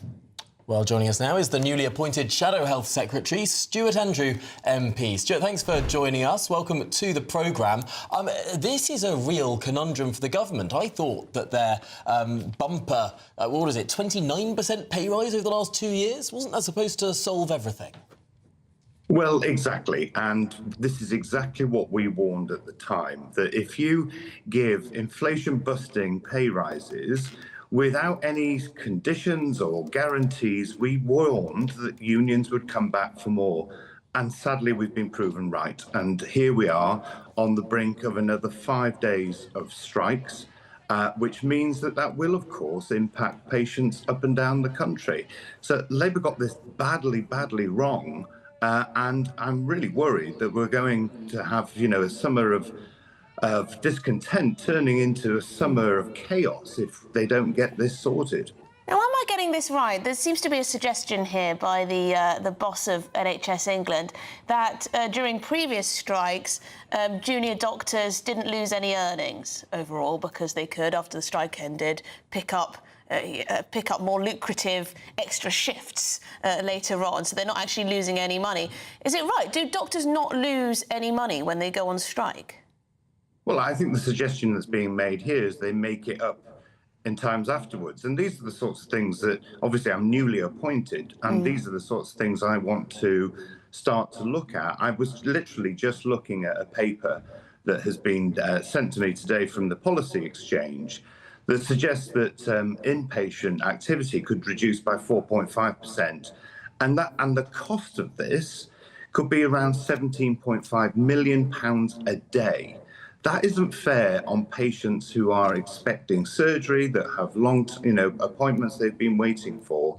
And so we do have to look at this. We have to think about, how we tackle these issues. And that's why at this stage, I'm not ruling anything in or ruling anything out. I want to look at all of these details because people will just see that it's unfair when there were those huge pay rises that were given by the government, and here we are again. It's just not on. What is the Conservative position on whether or not those huge pay rises that the Labour Party instituted when they got into office, whether they should have been made or not? I mean, arguably, without them, we'd have had more strikes last summer as well as this summer. But the problem is, here we are again with these strikes, and I think the issue is that there was no guarantees or conditions with that pay offer. And that's the issue. They should have said, look, if you're going to give that amount of money, that there's a guarantee there will be no more strikes. But here we are, we're in the same position again, and it's patients around the country that will be losing out. Yeah, I mean, the Conservatives, I think it's fair to say, in government didn't have the best of relationships with the junior doctors. Wes Streeting came in and listened to them and gave them this big pay increase. He's now trying to play hardball, I think, but tomorrow these strikes are going ahead. And as it stands, and people are making lots of warnings that patients, there could be real harm to patients. I mean, it's a bit lastminute.com, but from where you're sitting, is there any hope that these strikes could be avoided? Well, I certainly hope they will be, because at the end of the day, it's patient safety and patients that a key priority for me, and wanted to make sure that they get the appointments that they've been expecting. But, you know, strong words are a bit late, and we're not going to get very far with just strong words. Over the course of my time in this role, I will be engaging as much as I can with people who work in the NHS. You know, I want to hear from them directly. But equally, we've got to be realistic about how much money all of this is costing. And at the end of the day, it's the taxpayers and it's the NHS that will suffer. OK, well, let's hope that not too many people suffer as this strike starts tomorrow. But Stuart Andrew, Shadow Health Secretary, thanks indeed for joining us. I mean, do you think it's fair if you choose to go on strike to then just make up the loss of earnings the following week by taking on a few extra shifts? Do you think that should be allowed? Sounds like it's sort of undercutting the point of the strike, really, doesn't it? Yeah. So there's no jeopardy at all for the doctor. Oh, sorry, Stuart Andrew, didn't realise you were still there. Nice, thank you very much for coming on the show. Thank you, really appreciate it. Well, it's a Good Afternoon Britain on GB News. I was talking to you with Stuart Andrew right there. It's just nice to have an extra audience member, why not? Yeah, why not? He has to listen to us. Yes, an M&S advert has been banned because the model has been considered too skinny by the advertising agency. I mean, is this a bit of an overreach?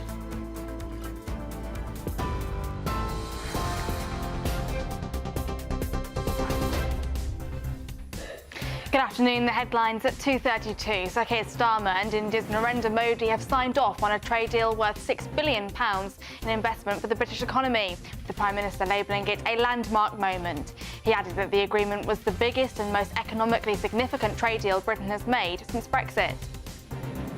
Disorder in Essex was a, quote, signal flare of rising unrest and exposes cracks in police forces across the country. That's according to the head of a police body. There's been a series of demonstrations outside the Bell Hotel in Epping since an asylum seeker was charged with sexual assault. He denies those allegations. Jeremy Corbyn and Zara Sultana have shared details of their newly formed political party. They say that real change is coming. The number of shoplifting offences recorded by police in England and Wales has climbed to a record high. Some 530,643 offences were logged in the last year, up 20% from 2023 to 2024, and the highest total since current police recording practices began in 2002. And Health Secretary Wes Streeting has reportedly told hospital leaders, "We have your backs," ahead of a 5-day strike by resident doctors. Those are the headlines for now. More news at 3 o'clock. For the very latest GB News direct to your smartphone, sign up to News Alerts by scanning the QR code or go to gbnews.com/alerts.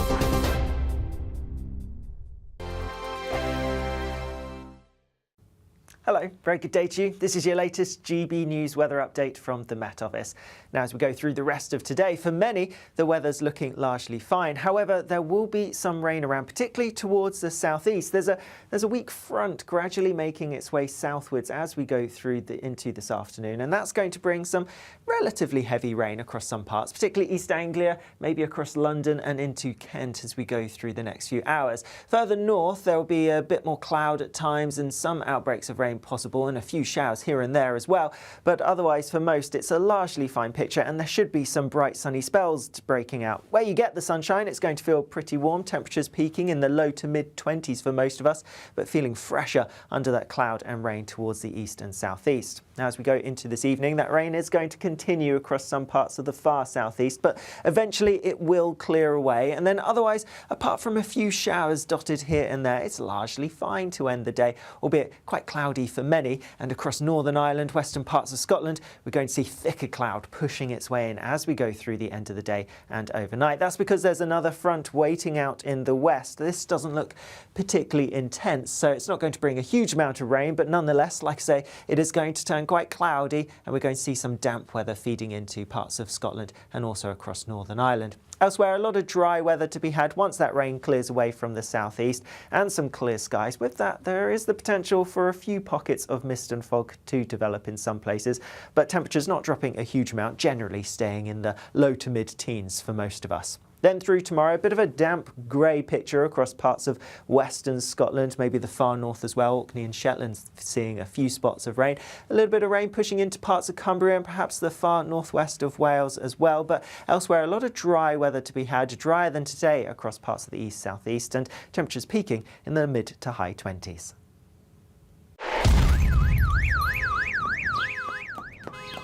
Crash Law 24 sponsors GB News Traffic and Travel Report. Good afternoon. This is the latest AI travel news from gbnews.com. Traffic disruptions persist as the A726 eastbound closes at Mearnskirk interchange. Drivers should follow diversions and expect delays. The M4 is closed in both directions between junction 37 and junction 39 due to construction. In Warwickshire, an M42 southbound incident leads to lane closures. The M2 eastbound in Medway faces delays due to an overturned vehicle blocking 2 lanes. And on the trains, Hull Trains operates a reduced service, and buses replace trains between Watford Junction and St Albans Abbey for London North Western Railway. For more travel news, go to gbnews.com. Crash Law 24 sponsors GB News Traffic and Travel Report.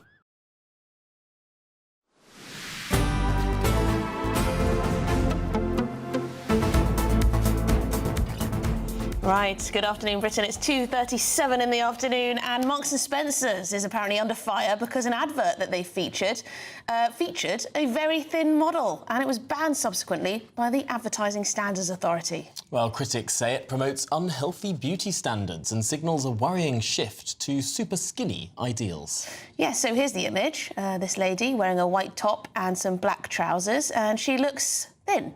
M&S has removed the image but insists it promotes a range of healthy body types.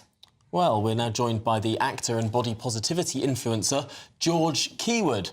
George, is it that unhealthy? I mean, it's skinny, sure, but the woman didn't look anorexic to me. The whole thing's just stupid, isn't it? Let's be honest. I mean, come on, it's just a lady that's slim and whatever, you know? I mean, is it really necessary? I mean, yeah, it's an extreme line, isn't it? I mean, I think with advertising, you know, and commercials and stuff like that, they've got to be very cautious about what they're doing. But if they had thought that this was an issue, then surely they just would have picked a different model or picked a different actor. I mean, it's not that hard, is it? I mean, there's plenty of options out there these days. But I mean, I don't see anything wrong with this image. I don't think, you know, just because she's skinnier than most ladies that she would be considered, you know, unhealthy in a you know, or, you know, I just think the whole thing's extreme looking at it. Her natural body weight. I mean, there are people who exist who are skinny naturally. Exactly, I mean, and she's being shamed for it now. This is the problem, isn't it? Now it's attacking her. You know, this is just an actor or a model trying to make some money and make a living and do a great job. I mean, it's a great brand to work with. Who wouldn't want to work with them, you know? I mean, if I do an ad with M&S, does that mean that it shouldn't be allowed because I'm fat? You know, it's like saying I can't do a McDonald's ad because I'm fat. It's like, hold on, I'm your customer. Maybe a certain irony to that. You know, it just seems wrong, doesn't it? You know, that people now can't be an actor or a model in something because of their size. It seems like we're sort of... the bounds of what you're allowed to be and do in advertising is just becoming ever and ever smaller. It was only a few years ago we had the adverts all over the London Tube that were beach body ready. Oh, yeah. And everyone absolutely lost their balance because apparently it was saying that you can only look like this on a beach. I mean, these people weren't even skinny, they were just fit.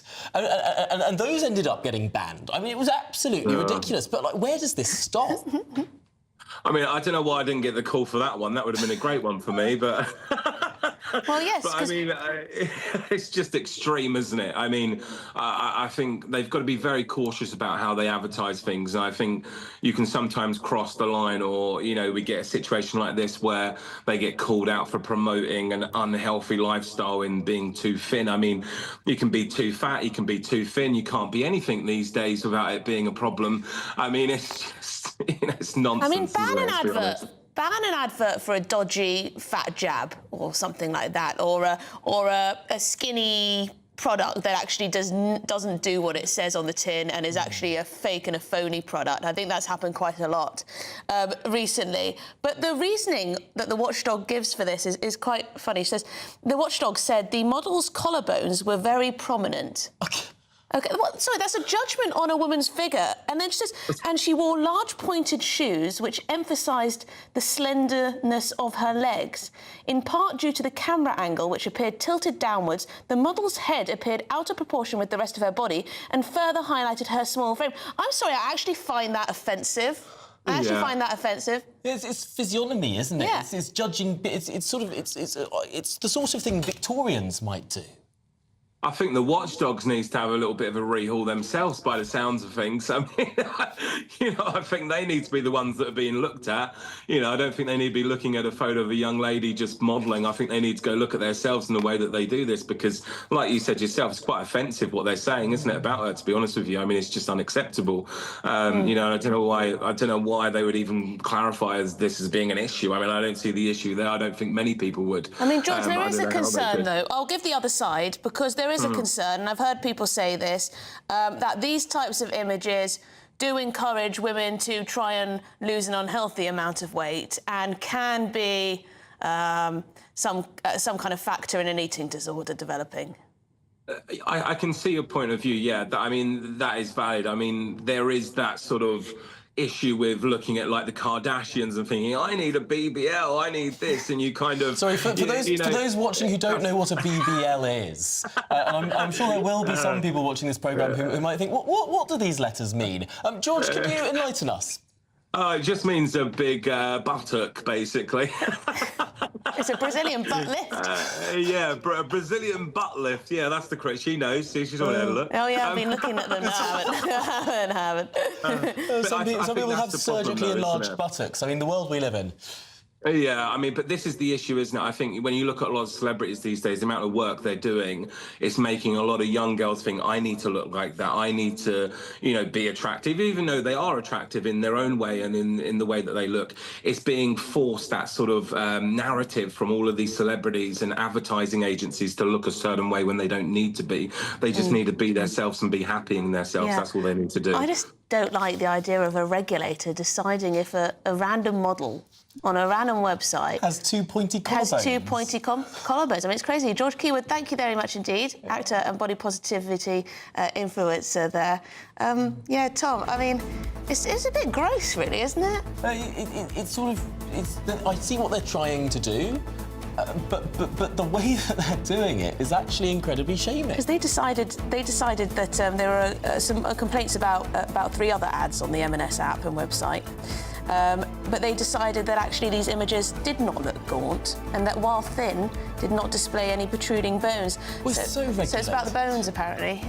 I mean, we're paying for this. We are, aren't we? Yeah, we're paying for publicly funded organisation. Yeah, great. Get your taxes. Well, let us know your thoughts. Perhaps you don't approve of these very skinny models. I would suggest that she probably is naturally that thin, but I mean, I might not know. But maybe you want to go and check out people of all sorts of bodies, shapes and sizes. You might want to go on the beach and just sort of enjoy yourself. If you have a body and a beach, you're beach body ready.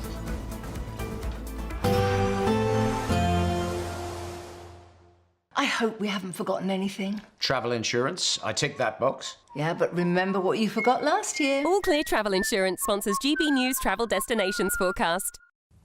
If you're off on your holidays this week, let's take a look at the weather across Europe. So particularly hot for Italy and Greece, but further west, particularly windy for the Canary Islands and down the western coast of Portugal and in particularly the southwestern part of the Mediterranean. Thunderstorms for southeastern Spain, across France and northern Italy, but it's southern Italy and Greece that will be looking particularly hot, warmer than usual, and that heat is likely to last into the weekend. All Clear Travel Insurance sponsors GB News Travel Destinations Forecast. Well, this is Good Afternoon Britain on GB News. Lots more coming up on today's programme, including how many steps do you do in a day? Yes, we're all supposed to measure it now. It's supposed to be terribly good for you to do 10,000. But the good news is that we don't have to do as many as we quite thought, at least according to one scientific study. We'll dive into the details after the break.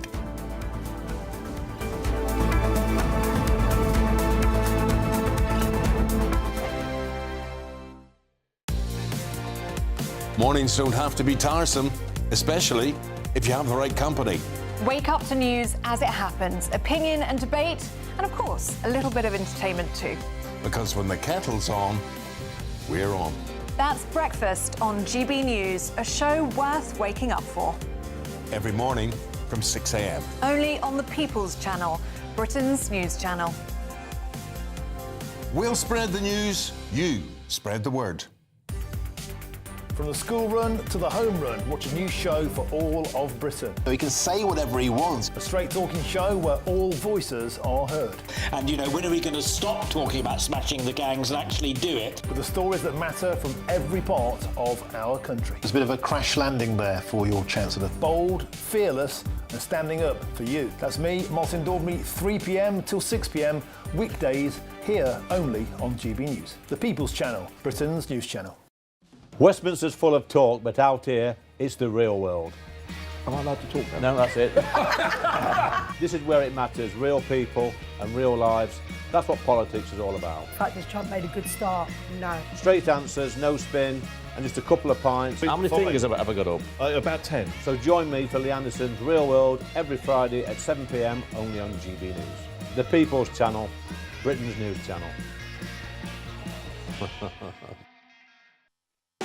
You want to know what's really going on in the corridors of power? Labour don't know what to do with you half the time, and that makes you quite lethal in the chamber. Get behind the headlines with Chopper's Political Podcast. Join me, Christopher Hope, as I sit down with the great and the good of British politics. We'll see where this ruling takes us. These are the stories shaping our nation. Chopper's Political Podcast, available now on all platforms. Listen in and stay ahead. At GB News, we love to hear from you, our loyal community. So drop us a line at gbnews.com/yoursay. There you can talk to each other and also to the presenters live on air. gbnews.com/yoursay, because GB News is your channel, Britain's news channel. Join me, Nana Akweer, for an informative, interactive news programme with a difference. It's fun. No, you didn't say that, Dave. I'm so surprised. I think there's an element of truth to that. Join me from 3 p.m. every weekend, only on GB News, Britain's news channel.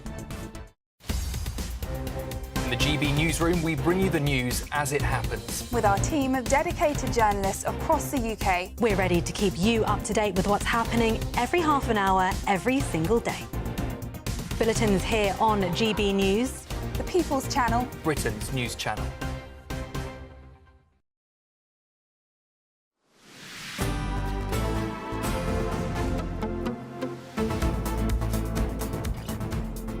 Good afternoon, Britain. It's coming up to 10 to 3. And we should say that I think some people are a little bit confused because of a headline that has been published on gbnews.com that's saying something that Emily was making an announcement ahead of her maternity leave. Yes, I said I wasn't expecting it. Emily Carver makes very emotional admission ahead of maternity leave. Now, it is true that I was slightly emotional this morning. This was, I think, when we came in during Britain's Newsroom and did our little tease that we do every day of our show coming up.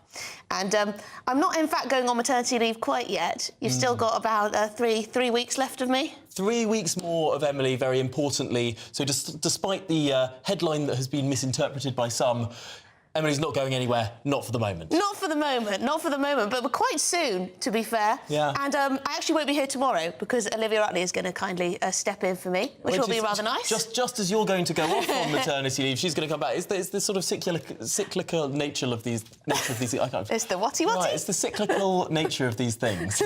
Well, can you walk in a straight line? Well, let's see. But 10,000 steps is what we're supposed to walk in a day. That's what everyone says, right? That's what all of our applications on our phones tell us. Well, apparently not quite now. A new study is shaking things up, revealing that you might only need 7,000 steps to feel the benefits. So if you're not hitting that magic number, do not stress. You're probably doing better than you think. Well, joining us to discuss this is the fitness instructor, Delvin Clark. Delvin, I've always thought that the 10,000 steps thing was nonsense anyway. It's just trying to get you more active. Yes, I'm afraid you're exactly right with that.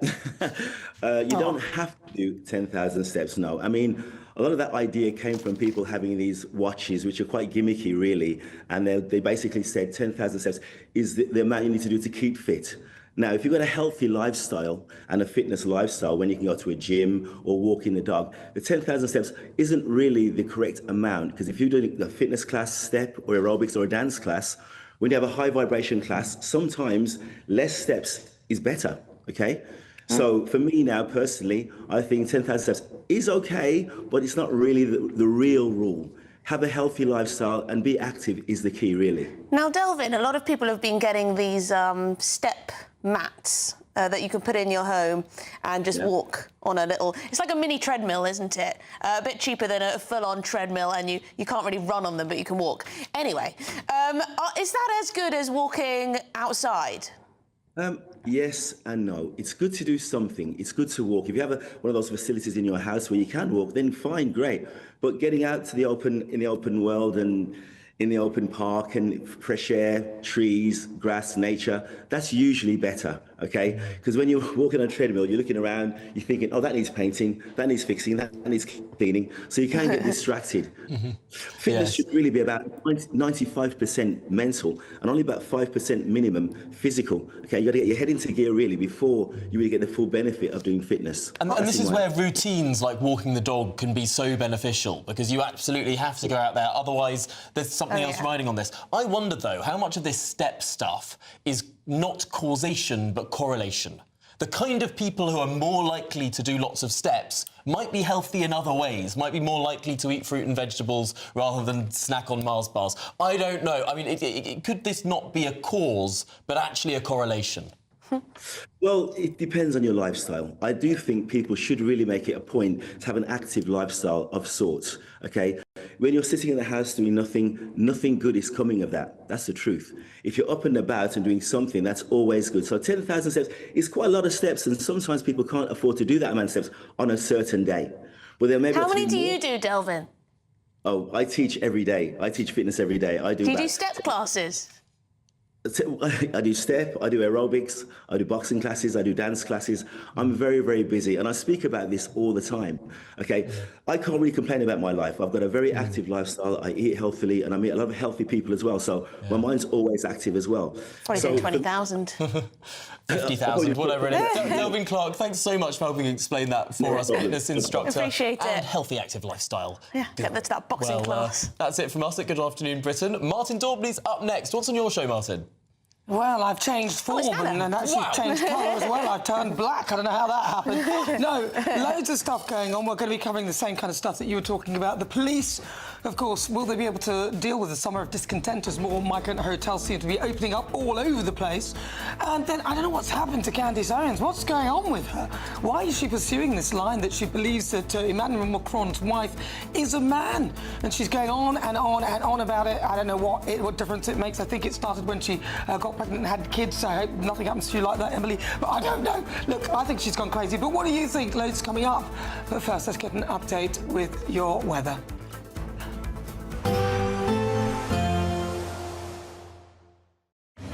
Even though we'll see a cloudy start, it'll be a bright outlook for the rest of the day. Boxed Solar, sponsors of weather on GB News. Hello again, I'm here with the GB News weather from the Met Office. Now, as we go through the end of the week and into the weekend, for many it's going to be often quite dry, but there will be some wet weather around both towards the southeast and the northwest. There's a front bringing some relatively heavy rain across the southeast through the rest of today, and there's a front waiting out towards the northwest that's going to bring some damp weather later to parts of Scotland and Northern Ireland. But for the time being, through much of the rest of today, it's largely dry for most, especially once that rain in the southeast clears away. And then we do see that front edging its way in across parts of Scotland and Northern Ireland overnight, so a lot of cloud here, some outbreaks of rain. Elsewhere across much of England and Wales, it's a dry night with some clear skies, a few mist and fog patches, but temperatures not dropping particularly low, most places holding up in the mid-teens Celsius. Then as we go into tomorrow morning, a bit of a grey start across many parts of Scotland, particularly towards the north and west. That's because that front will have pushed its way in, so a fair bit of damp weather across western parts in particular, the rain not looking especially heavy. Across parts of Northern Ireland, a grey start here as well, some outbreaks of rain, but across much of England and Wales, a fine bright start. Any mist and fog that does develop overnight will quickly burn away, and so most places will have a decent amount of sunshine. And that's how it's likely to stay for many places places. Central, southeastern parts of England may see a few showers developing as we go into the afternoon, but there will also be some bright sunny spells for most of us.